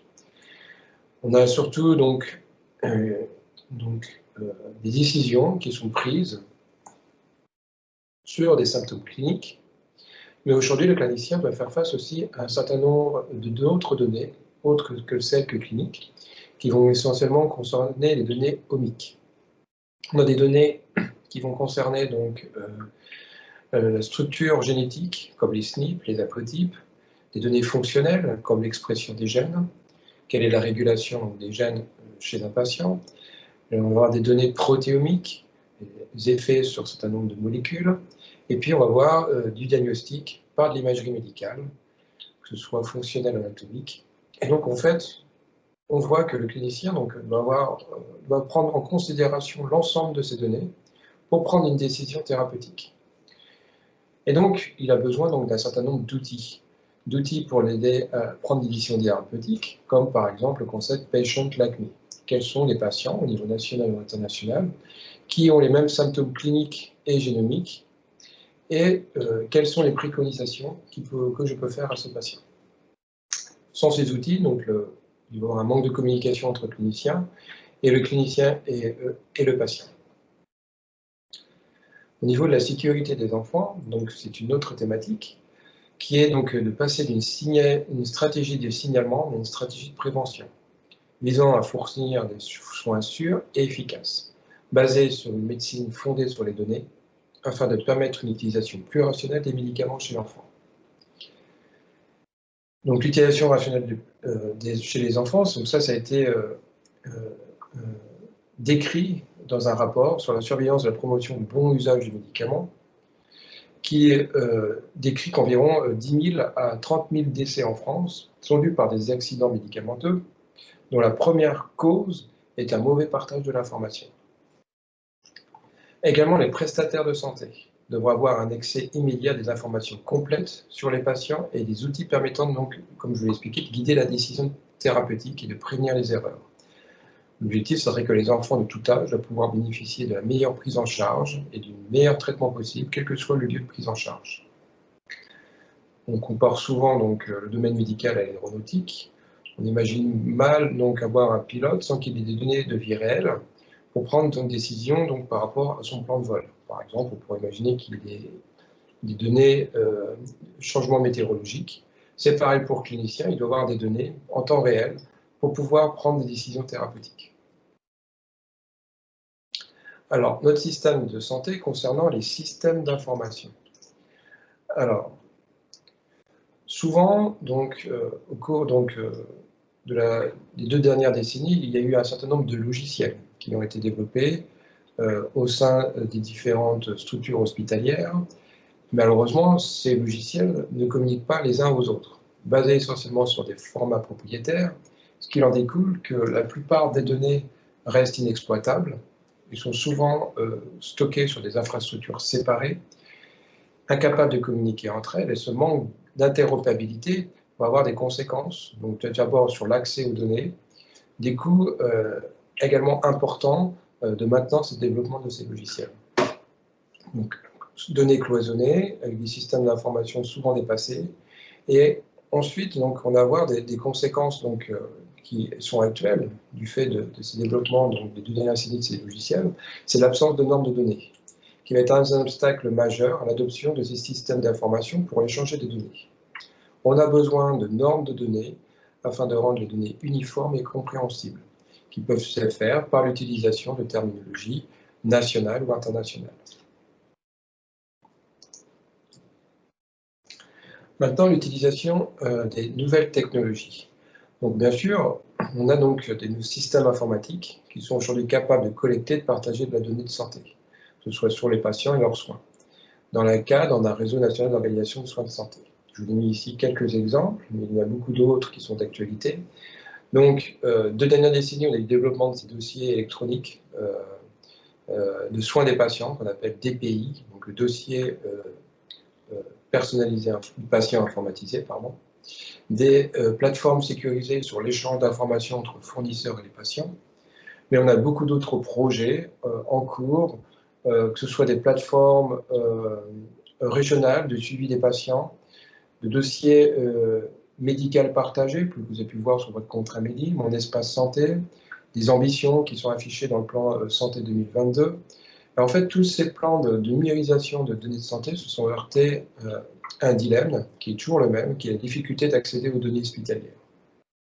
Et donc, on voudrait qu'on ait une santé, un système de santé de demain qui soit pensé plus ouverte, plus collaborative, dans un cadre politique imposant des standards d'interopérabilité et dans un cadre juridique clarifié.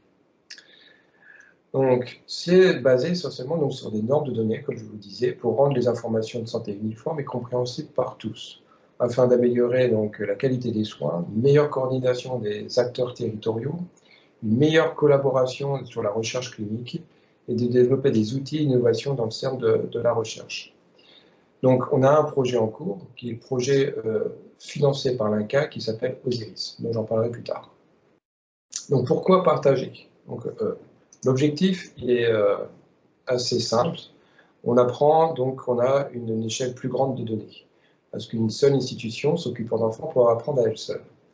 C'est d'autant plus important de partage de données chez les cancers pédiatriques, du fait que ce sont des cancers rares. On a 50 à 200 enfants par million par an dans le monde entier, et on a de nombreux sous-types et de types de cancers.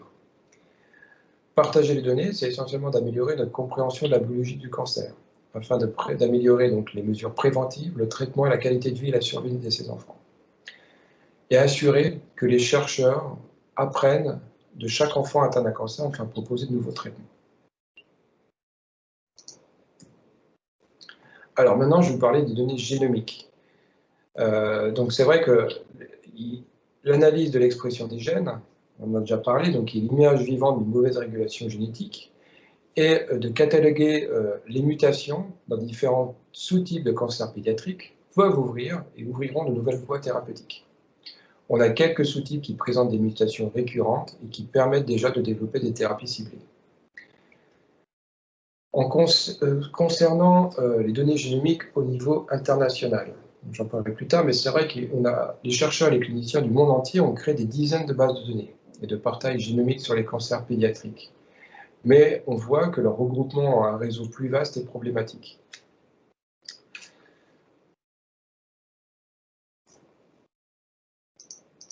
Alors maintenant, je vais vous présenter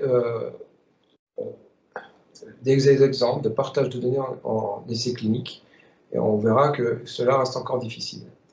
Donc, par exemple, l'analyse des données est souvent désavantageuse chez les enfants. J'ai pris une revue ici qui date de 2010, une revue systémique d'essais cliniques randomisés de médicaments anti-épileptiques chez les enfants. Et sur ces 29 essais, en fait, 10 impliquaient vraiment des enfants recrutés et seulement 3 analysaient les patients pédiatriques de façon séparée. Donc l'analyse était clairement désavantageuse pour les enfants. D'autre part, les données d'essais cliniques sont souvent mal interprétées. Je vous ai pris un essai clinique ici sur un traitement de dépression majeure chez les adolescents. Publication 2001 qui recommandait l'utilisation de la paroxétine chez ces enfants. Données originales qui sont rendues publiques en 2015 et une publication qui montre en fait qu'à partir de données publiques, donc des scientifiques ont réanalysé ces données et n'ont montré aucune efficacité. Donc il s'est passé 14 ans et cela est inacceptable tant sur le plan scientifique que sur le plan éthique. Donc il est important que les chercheurs qui publient ne publient pas seulement donc, les données agrégées ou les données déjà processées, mais qui fournissent les données originales, pour que les scientifiques puissent réanalyser ces données. Donc sans cela, on peut avoir des directives qui diffèrent de leurs recommandations, du fait que l'interprétation des données est souvent complexe, et on a besoin, donc, comme je vous l'ai dit, de ces données originales. Alors maintenant, pourquoi cela reste difficile pour les cancers pédiatriques?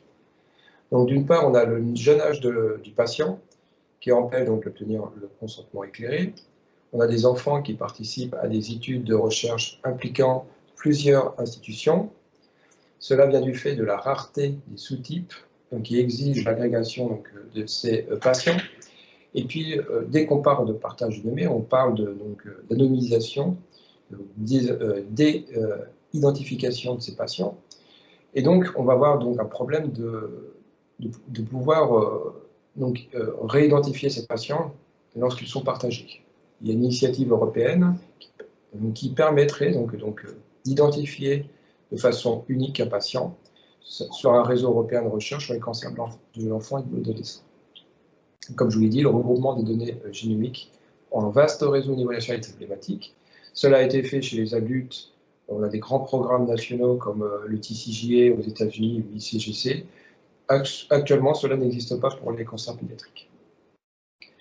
Alors, pourquoi aussi cela reste difficile? Ça, c'est une publication que j'avais faite en 2019, qui est une analyse bibliographique et qui va donc prendre plusieurs centaines de publications parlant de partage de données et d'extraire les mots-clés les plus récurrents.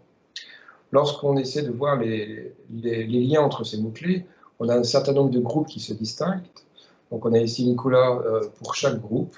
Donc on va avoir des problématiques qui vont être liées à l'informatique. Donc ça, ce sont les informaticiens qui vont être responsables de créer par exemple des plateformes sécurisées de partage de données, mais avec des défis de sécurité, des défis d'identification des enfants. Des données cliniques qui sont souvent hétérogènes, donc problème d'interopérabilité, je vous ai parlé de normes de données, des aspects réglementaires, qui sont vraiment assez stringents au niveau européen, au niveau national, avec la CNIL et la réglementation de protection des données RGPD, les problèmes de gouvernance, qui peuvent être, surtout lorsqu'on a des études multicentriques. Voilà.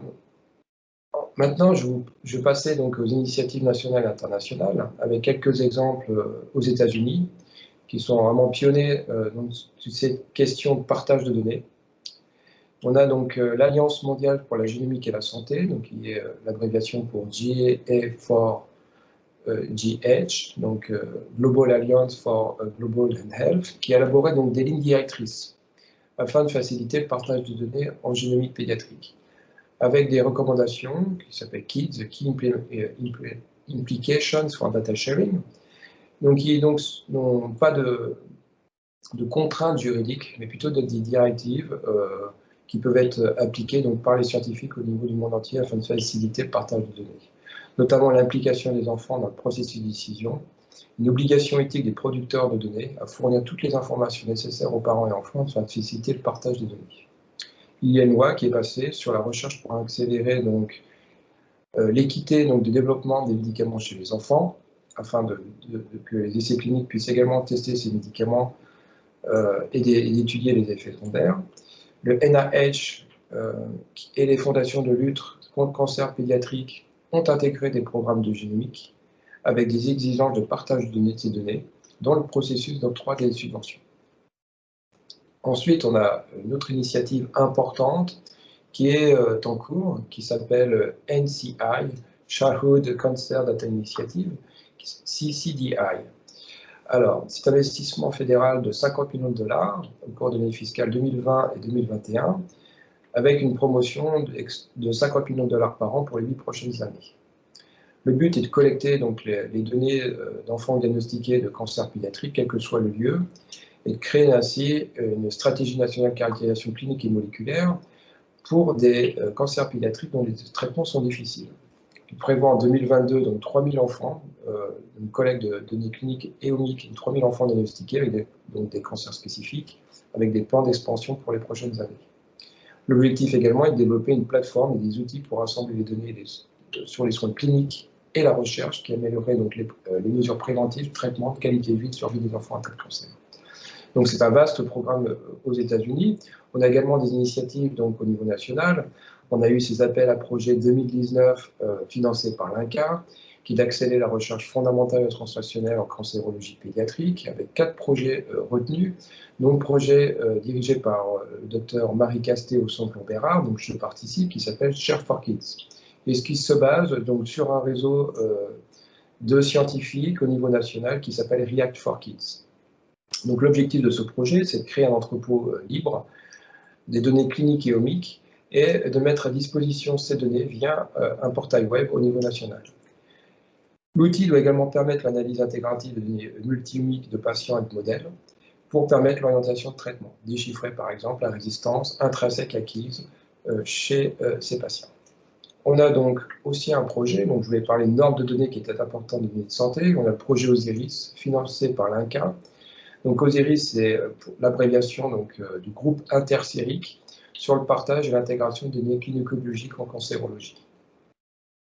Alors, moi je participe de ce projet depuis 5 ans, et donc je vais vous présenter brièvement quels sont les objectifs de ce projet. Tout d'abord, c'est définir une norme de données, afin de rendre les informations de la santé uniformes et compréhensibles, par l'utilisation de terminologie nationale ou internationale. Une fois qu'on a défini cette norme de données, on doit être capable d'avoir une infrastructure technique au niveau national permettant de collecter, de stocker et de diffuser les informations de santé en conformité avec les réglementations RGPD. Et donc, une norme de données plus une infrastructure technique vont avoir des applications, que ce soit en recherche clinique, mais également pour avoir des applications en intelligence artificielle dans le domaine donc, du big data, c'est-à-dire du grand volume de données qui peuvent être analysées sur des types de données vraiment très hétérogènes.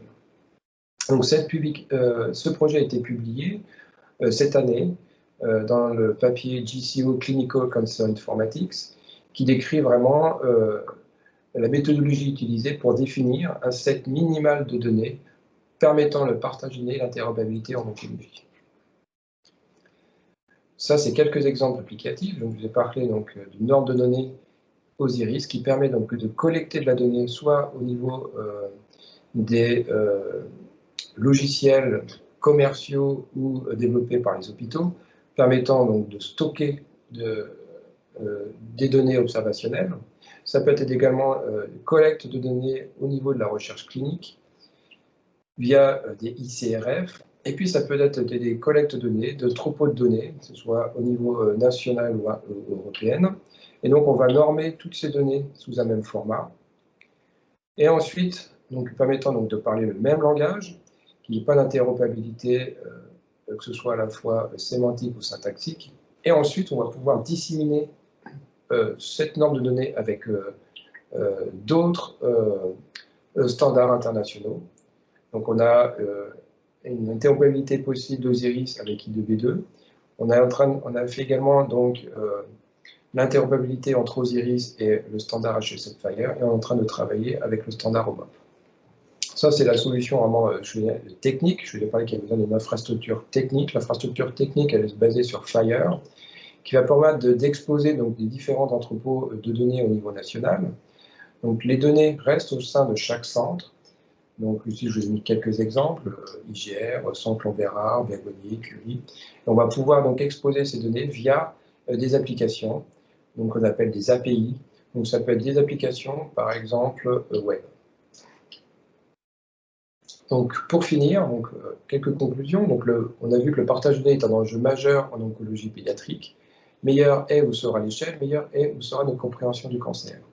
On a besoin d'une recherche collaborative entre institutions.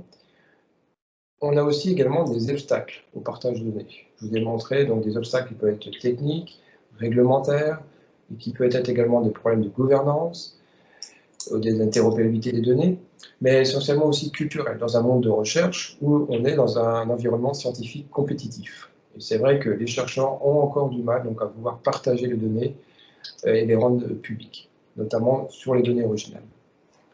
On a besoin d'une stratégie nationale et de caractérisation clinique et moléculaire de tous les types de cancers pédiatriques, donc comme il est fait donc, aux États-Unis, avec des besoins de plateformes de partage et d'outils collaboratifs qui permettent d'analyser ces données. Je vous remercie. Merci beaucoup pour cette présentation qui montre bien les enjeux du partage des données. Alors, on va passer tout de suite rapidement à quelques questions venant de l'audience. La première, peut-être, une donnée génétique n'étant pas anonymisable, comment est autorisée et tracée l'utilisation de ces informations ? Alors après, ça dépend de quel type de données on parle. On parle soit des données brutes, c'est-à-dire des données qui sortent du séquençage, ou des données qui peuvent être processées par des bioinformaticiens. Donc on a deux types d'accès de données. Donc c'est vrai que les données brutes, généralement, sont assez sensibles. On doit faire une demande auprès d'un DACO, d'un Data Access Committee, qui vont, en fonction de la question scientifique et le porteur du projet, donc il va y avoir un comité qui va décider si on donne accès à ces données qui pourraient être potentiellement anonymisantes. Mais il faut savoir que ces données génétiques ils vont être filtrées pour justement qu'ils ne soient pas identifiables. Après, les données secondaires qu'on fait de ces données brutes sont généralement pas identifiantes, et donc ils peuvent avoir un niveau d'accès plus souple, et sont généralement en libre d'accès. Ouais. D'accord. Une autre question, comment est géré le droit à l'oubli dans les données collectées ? C'est une question complexe parce qu'elle est également légale. Donc c'est une question de quelqu'un dans l'audience. Le droit à l'oubli, qu'est-ce que vous pouvez spécifier ? J'imagine que la question, c'est surtout d'un point de vue assurance, disponibilité des informations, quand est-ce que les données ne pourront plus permettre de retracer, par exemple, une pathologie chez quelqu'un à un moment donné. Mais question difficile. Alors peut-être que c'est une question qu'il est plus facile de poser à des oncologues pédiatres aussi. C'est comment vous voyez ou comment vous voyez l'évolution de cette question du droit à l'oubli ? C'est vrai que c'est une question très intéressante parce que il y a deux niveaux, je dirais. Il y a individuellement sur le droit à l'oubli après un certain nombre d'années qui, en plus en oncologie pédiatrique, a été réduit de façon à ne pas entraver l'entrée dans la vie d'adulte d'un enfant qui a été traité Et ça, c'est quelque chose qui est légalisé et qui est assez clair maintenant. La problématique, je suppose, et c'est là où il y a un peu un chevauchement des pensées, le droit à l'oubli dans des données conservées dans des bases de données, dans la mesure où, en théorie, on est non anonymisé, non identifiable, je ne sais pas si ça pose un problème, sauf si, effectivement, les données de sécurité sociale sont réextractables à un moment. Et je comprends le questionnement. Je ne suis pas sûre, en tout cas à ma connaissance, qu'on se soit penché sur la problématique jusqu'à aujourd'hui. Peut-être que si. Si cette problématique a été évoquée, notamment pour les registres de cancer qui sont nominatifs, et puis pour beaucoup de bases de données qui sont nominatives, et où on ne peut pas effectivement avoir un droit d'oubli total, puisque ces informations, elles sont précieuses pour tout le monde. Elles sont effectivement non identifiantes, mais elles contribuent à beaucoup d'évaluations qui sont utiles. Donc je ne saurais pas la redire avec exactitude, mais il y a une réglementation qui existe. Alors en théorie, on n'est pas censé être en capacité d'identifier les patients. Du coup, ça ne devrait pas poser de problème concrètement sur la vie d'un jeune patient qui devient adulte et qui peut être gêné par la problématique de la connaissance de son passé médical. Mais on a le droit de refuser de figurer dans une base, mais quand elle est multisource, c'est extrêmement difficile de perdre de vue cette... Alors on est maintenant dans une discussion générale et je vais passer la parole à Frédéric Brochard. Merci. Vincent Le Texier, vous avez évoqué le fait, merci infiniment pour votre présentation et la clarté des informations fournies et le travail fourni pour y arriver. Vous avez parlé d'une mise en place d'une plateforme sécurisée qui semble difficile du fait d'aspects culturels, réglementaires. En tant qu'association, nous avons pu, avec Grandir sans cancer, avec l'UNAPEC, avec le groupe Gravir, faire du lobbying avec la juste pression auprès du Sénat, des députés, pour obtenir gain de cause sur un certain nombre d'avancées, notamment financières et autres. De quelle façon est-ce qu'on pourrait vous aider pour que ces barrières réglementaires puissent être levées le plus rapidement possible ? Alors moi, c'est vrai que qu'en étant technicien, j'ai des leviers qui sont minimes. Mais c'est vrai que nous, ce qui nous manque, c'est l'accès à ces données. Donc c'est vrai qu'il y a beaucoup, je pense qu'il y a un certain nombre de données au niveau en France, au niveau mondial. C'est vrai que je pense que les États-Unis ont une décennie d'avance sur cette question de partage de données. Ils ont compris l'enjeu de partager les données et que les chercheurs de ce pays aient accès à toutes les données en cancer pédiatrique. Les initiatives sont sont encore toutes jeunes en France, limitées, et c'est vrai je pense qu'il y a des efforts à faire. Après, je pense que oui, il y a une impulsion qui peut être faite au niveau politique, et notamment je parlais tout à l'heure des directives KIDS qui sont faites aux États-Unis, qui disent voilà, on vous finance à une seule condition, c'est que vous partagez vos données, que ce soit cliniques ou génomiques. Ok, merci. C'est le cas ici. Et j'ajouterais peut-être quelque chose. Il y a aussi probablement d'agir sur le fait d'exiger l'interopérabilité. Et pour l'instant, c'est une solution qu'on n'a pas encore identifiée. Mais si on arrive à comme le disait M. Texier, financer un projet à partir du moment où il y a un engagement de partager les données, et peut-être aussi de constituer une base de données à partir du moment où on aura trouvé la façon de les rendre interopérables, ce qui aujourd'hui est encore compliqué. Ça, c'est le but du projet OSIT, qui est financé par l'INCa, qui est de créer une norme de données au niveau national, qui permet d'avoir des données uniformes et standardisées, pour permettre justement le partage de données. Et cette question-là, elle est importante aussi pour les analyses dont on a parlé, qui peuvent être des analyses épigénétiques, où la technique utilisée peut varier d'un laboratoire à un autre, donnant des contraintes différentes sur l'utilisation des données et une difficulté d'intégration véritable des données.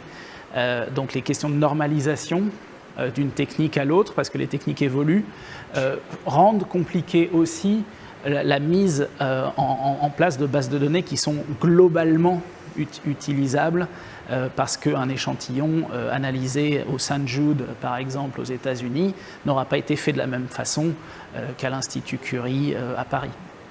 Mais malgré tout, dans les 5 ou 10 dernières années, il y a eu une progression de l'accord sur des référentiels dans beaucoup de domaines, et notamment pour les données épidémiologiques comme pour les données de biotech, et où de plus en plus, effectivement, les financeurs exigent qu'on suive ces référentiels pour pouvoir et qu'on partage les données.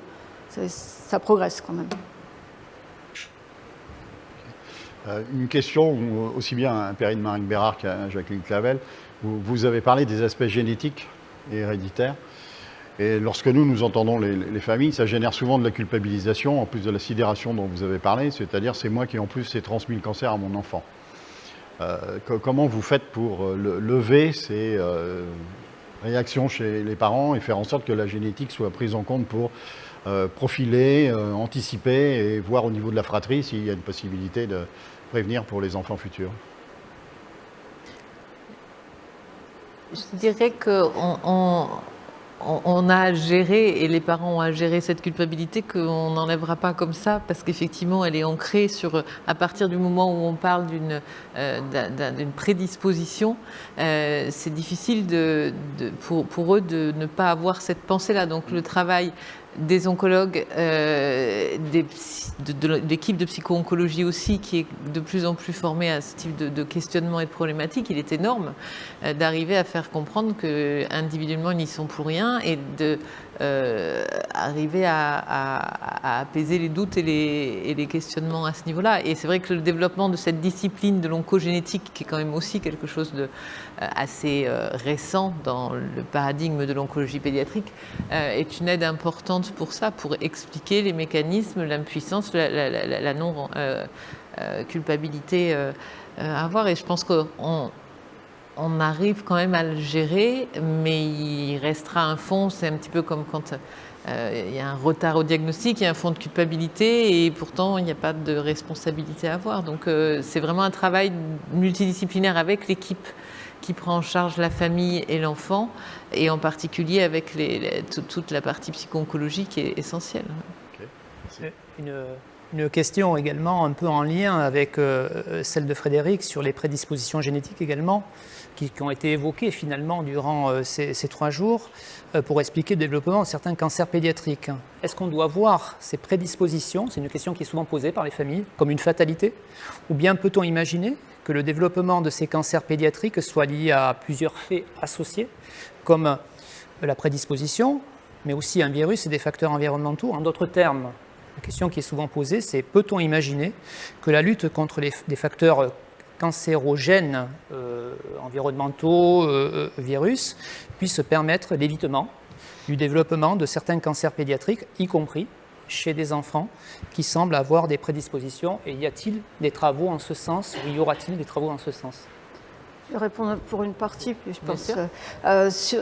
Déjà, je pense qu'il y a une notion qui ne paraît pas évidente. On a parlé un petit peu de façon binaire, mais il faut un tout petit peu quantifier. Quand on a un risque qui est multiplié par 5 ou par 10, on a beaucoup de chances de ne pas avoir le cancer. C'est-à-dire que malgré tout, ça ne veut pas dire qu'on va développer un cancer. Le fait de porter une prédisposition, de toute façon, ne signifie pas que forcément, même vie entière, on va développer un surrisque, on va développer ce cancer. Et ça, je crois vraiment qu'il faut avoir cette notion dans la tête. S'il y a vraiment un risque, si on multiplie par 5, c'est seulement 5 fois plus que le risque d'un enfant habituel qui est quand même extrêmement faible. On a vu les chiffres tout à l'heure. Donc ça, c'est un premier point. C'est vrai, évidemment, encore plus pour des facteurs environnementaux, si s'avérait causaux. Et par contre, si c'est la question de comprendre vraiment de quelle façon se développe le cancer et comment les deux types de facteurs interagissent, oui, c'est complètement au cœur de nos préoccupations de savoir éventuellement de quelle façon l'environnement va jouer de façon épigénétique sur l'expression de certains gènes, soit de comprendre comment des facteurs génétiques peuvent favoriser ou pas le développement d'un cancer quand on est exposé à certains facteurs. Ça fait vraiment partie du tableau, et c'est vraiment un sujet de recherche important. Pardon. J'ajouterais juste un volet, c'est que c'est important aussi de transmettre l'information, que identifier une prédisposition ou ce dont on vient de parler et aussi la voie d'ouverture vers la prévention en termes de dépistage, de surveillance, c'est ce qu'on a évoqué tout à l'heure, et c'est là-dessus qu'il faut tourner l'énergie, je dirais. Et j'ai montré les courbes qui montrent qu'à partir du moment où il y a un dépistage systématique et une surveillance systématique, on augmente, en tout cas les courbes de survie sont modifiées, et c'est là-dessus qu'il faut effectivement agir, et c'est aussi une voie de recherche plus clinique, mais c'est très important d'avoir cette porte-là. Pardon, j'ai coupé. Une question concernant l'oncologie pédiatrique. On sait qu'on a besoin de budget, de moyens, mais on a aussi besoin de personnes pour tous les métiers qui sont liés à l'oncologie pédiatrique. En quoi aujourd'hui, par rapport aux filières des jeunes médecins, l'oncologie pédiatrique est-elle attractive? C'est-à-dire, est-ce que vous avez plus de demandes que de postes, ou est-ce que vous avez encore besoin de rendre ça plus attractif? Alors, Monsieur Brochard sait que c'est un sujet qui me titille beaucoup. Je crois que l'oncologie pédiatrique reste attractive aujourd'hui. Il y a beaucoup de demandes et beaucoup de jeunes médecins qui sont passionnés par cette discipline-là, parce que c'est une... D'abord, c'est le plus beau métier du monde. C'est une discipline qui, justement, permet une grande variété d'approches, d'avoir des interactions avec la recherche, avec les différentes disciplines de la pédiatrie et avec l'oncologie. La problématique, c'est qu'on n'est pas oncologue pédiatre tout seul, on est oncologue pédiatre avec d'autres corps de métier, et que les spécialités qui, là, le sont beaucoup moins attractives, c'est les problématiques d'expertise pédiatrique et oncologique pédiatrique de la radiologie, de l'anesthésie, de l'anatomopathologie par exemple, et qui justifie un intérêt énorme pour investir des connaissances dans ce registre-là. Et ça, c'est un vrai problème, parce que l'attractivité, pour le coup, pose difficulté. Et aujourd'hui, le métier de radiopédiatre spécialisé en oncologie est en train de disparaître, et c'est un vrai enjeu.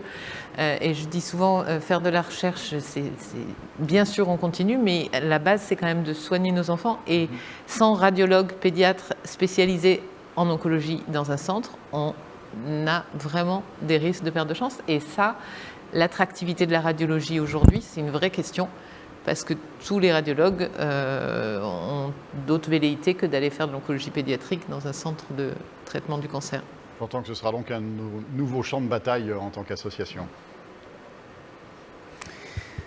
Alors peut-être une autre question légèrement différente et qui revient à la présentation de Dr Clavel de l'audience.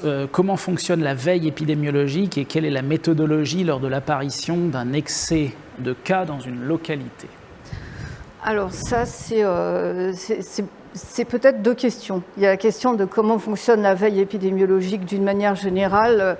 Il y a évidemment un enregistrement permanent des cas de cancer sur l'ensemble du territoire qui est multisource, qui est affiné et qui est par exemple basé sur les données du PMSI en France et qui ensuite est affiné, caractérisé par une recherche active de l'ensemble de ces informations dans les services où les enfants sont traités. Donc on a à la fois quelque chose d'un peu passif et puis une partie qui se fait activement et qui se fait en lien avec Santé publique France et l'INCAP pour repérer les tendances, les augmentations, on l'a évoqué tout à l'heure. Donc ça, c'est quelque chose qui arrive à être vraiment valide avec un différé d'environ 2 ans, parce qu'il faut qu'on soit absolument sûr des diagnostics et qu'on ait été chercher les cas les plus reculés, mais pour lequel on a déjà une information approximative au bout de près à 6 mois du temps réel. Ça, c'est une première chose. Maintenant, face au cluster, c'est encore une autre question, et c'est une question qui bouleverse, parce que beaucoup de personnes ont été confrontées, toi tu dois être très familière de ça, à l'existence de 2 cas dans une même école ou 3 cas dans une même commune qui est petite. Le fait qu'on explique, qu'on étudie... on a face...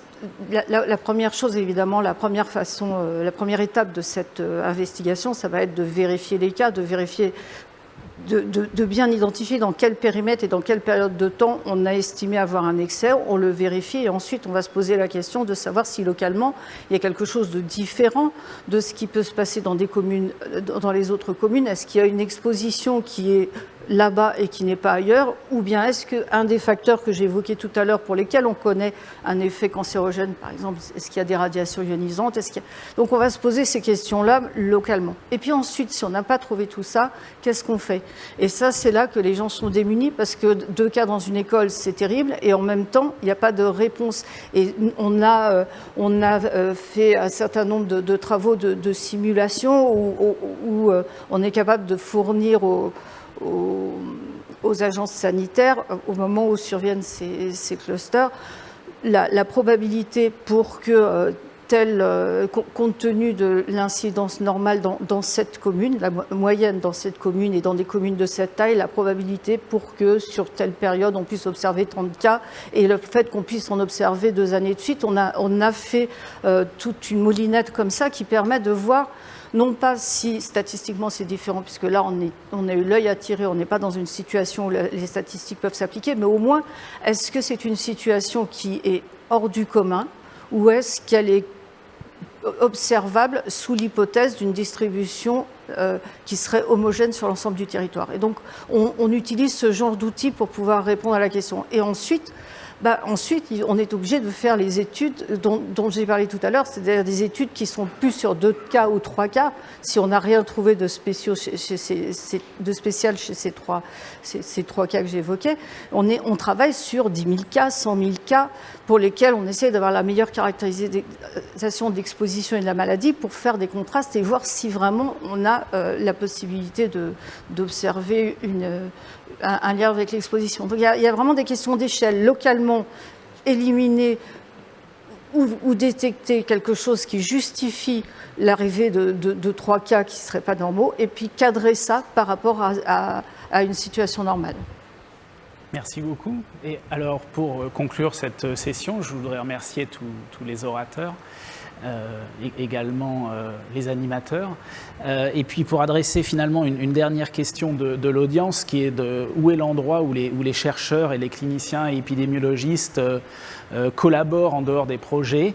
Et ben en fait, vous voyez que la curiosité individuelle de chacun font qu'on va naturellement vers les autres, et puis des événements comme celui d'aujourd'hui est aussi une façon de discuter de toutes ces questions-là, aussi avec le grand public, et c'est un plaisir.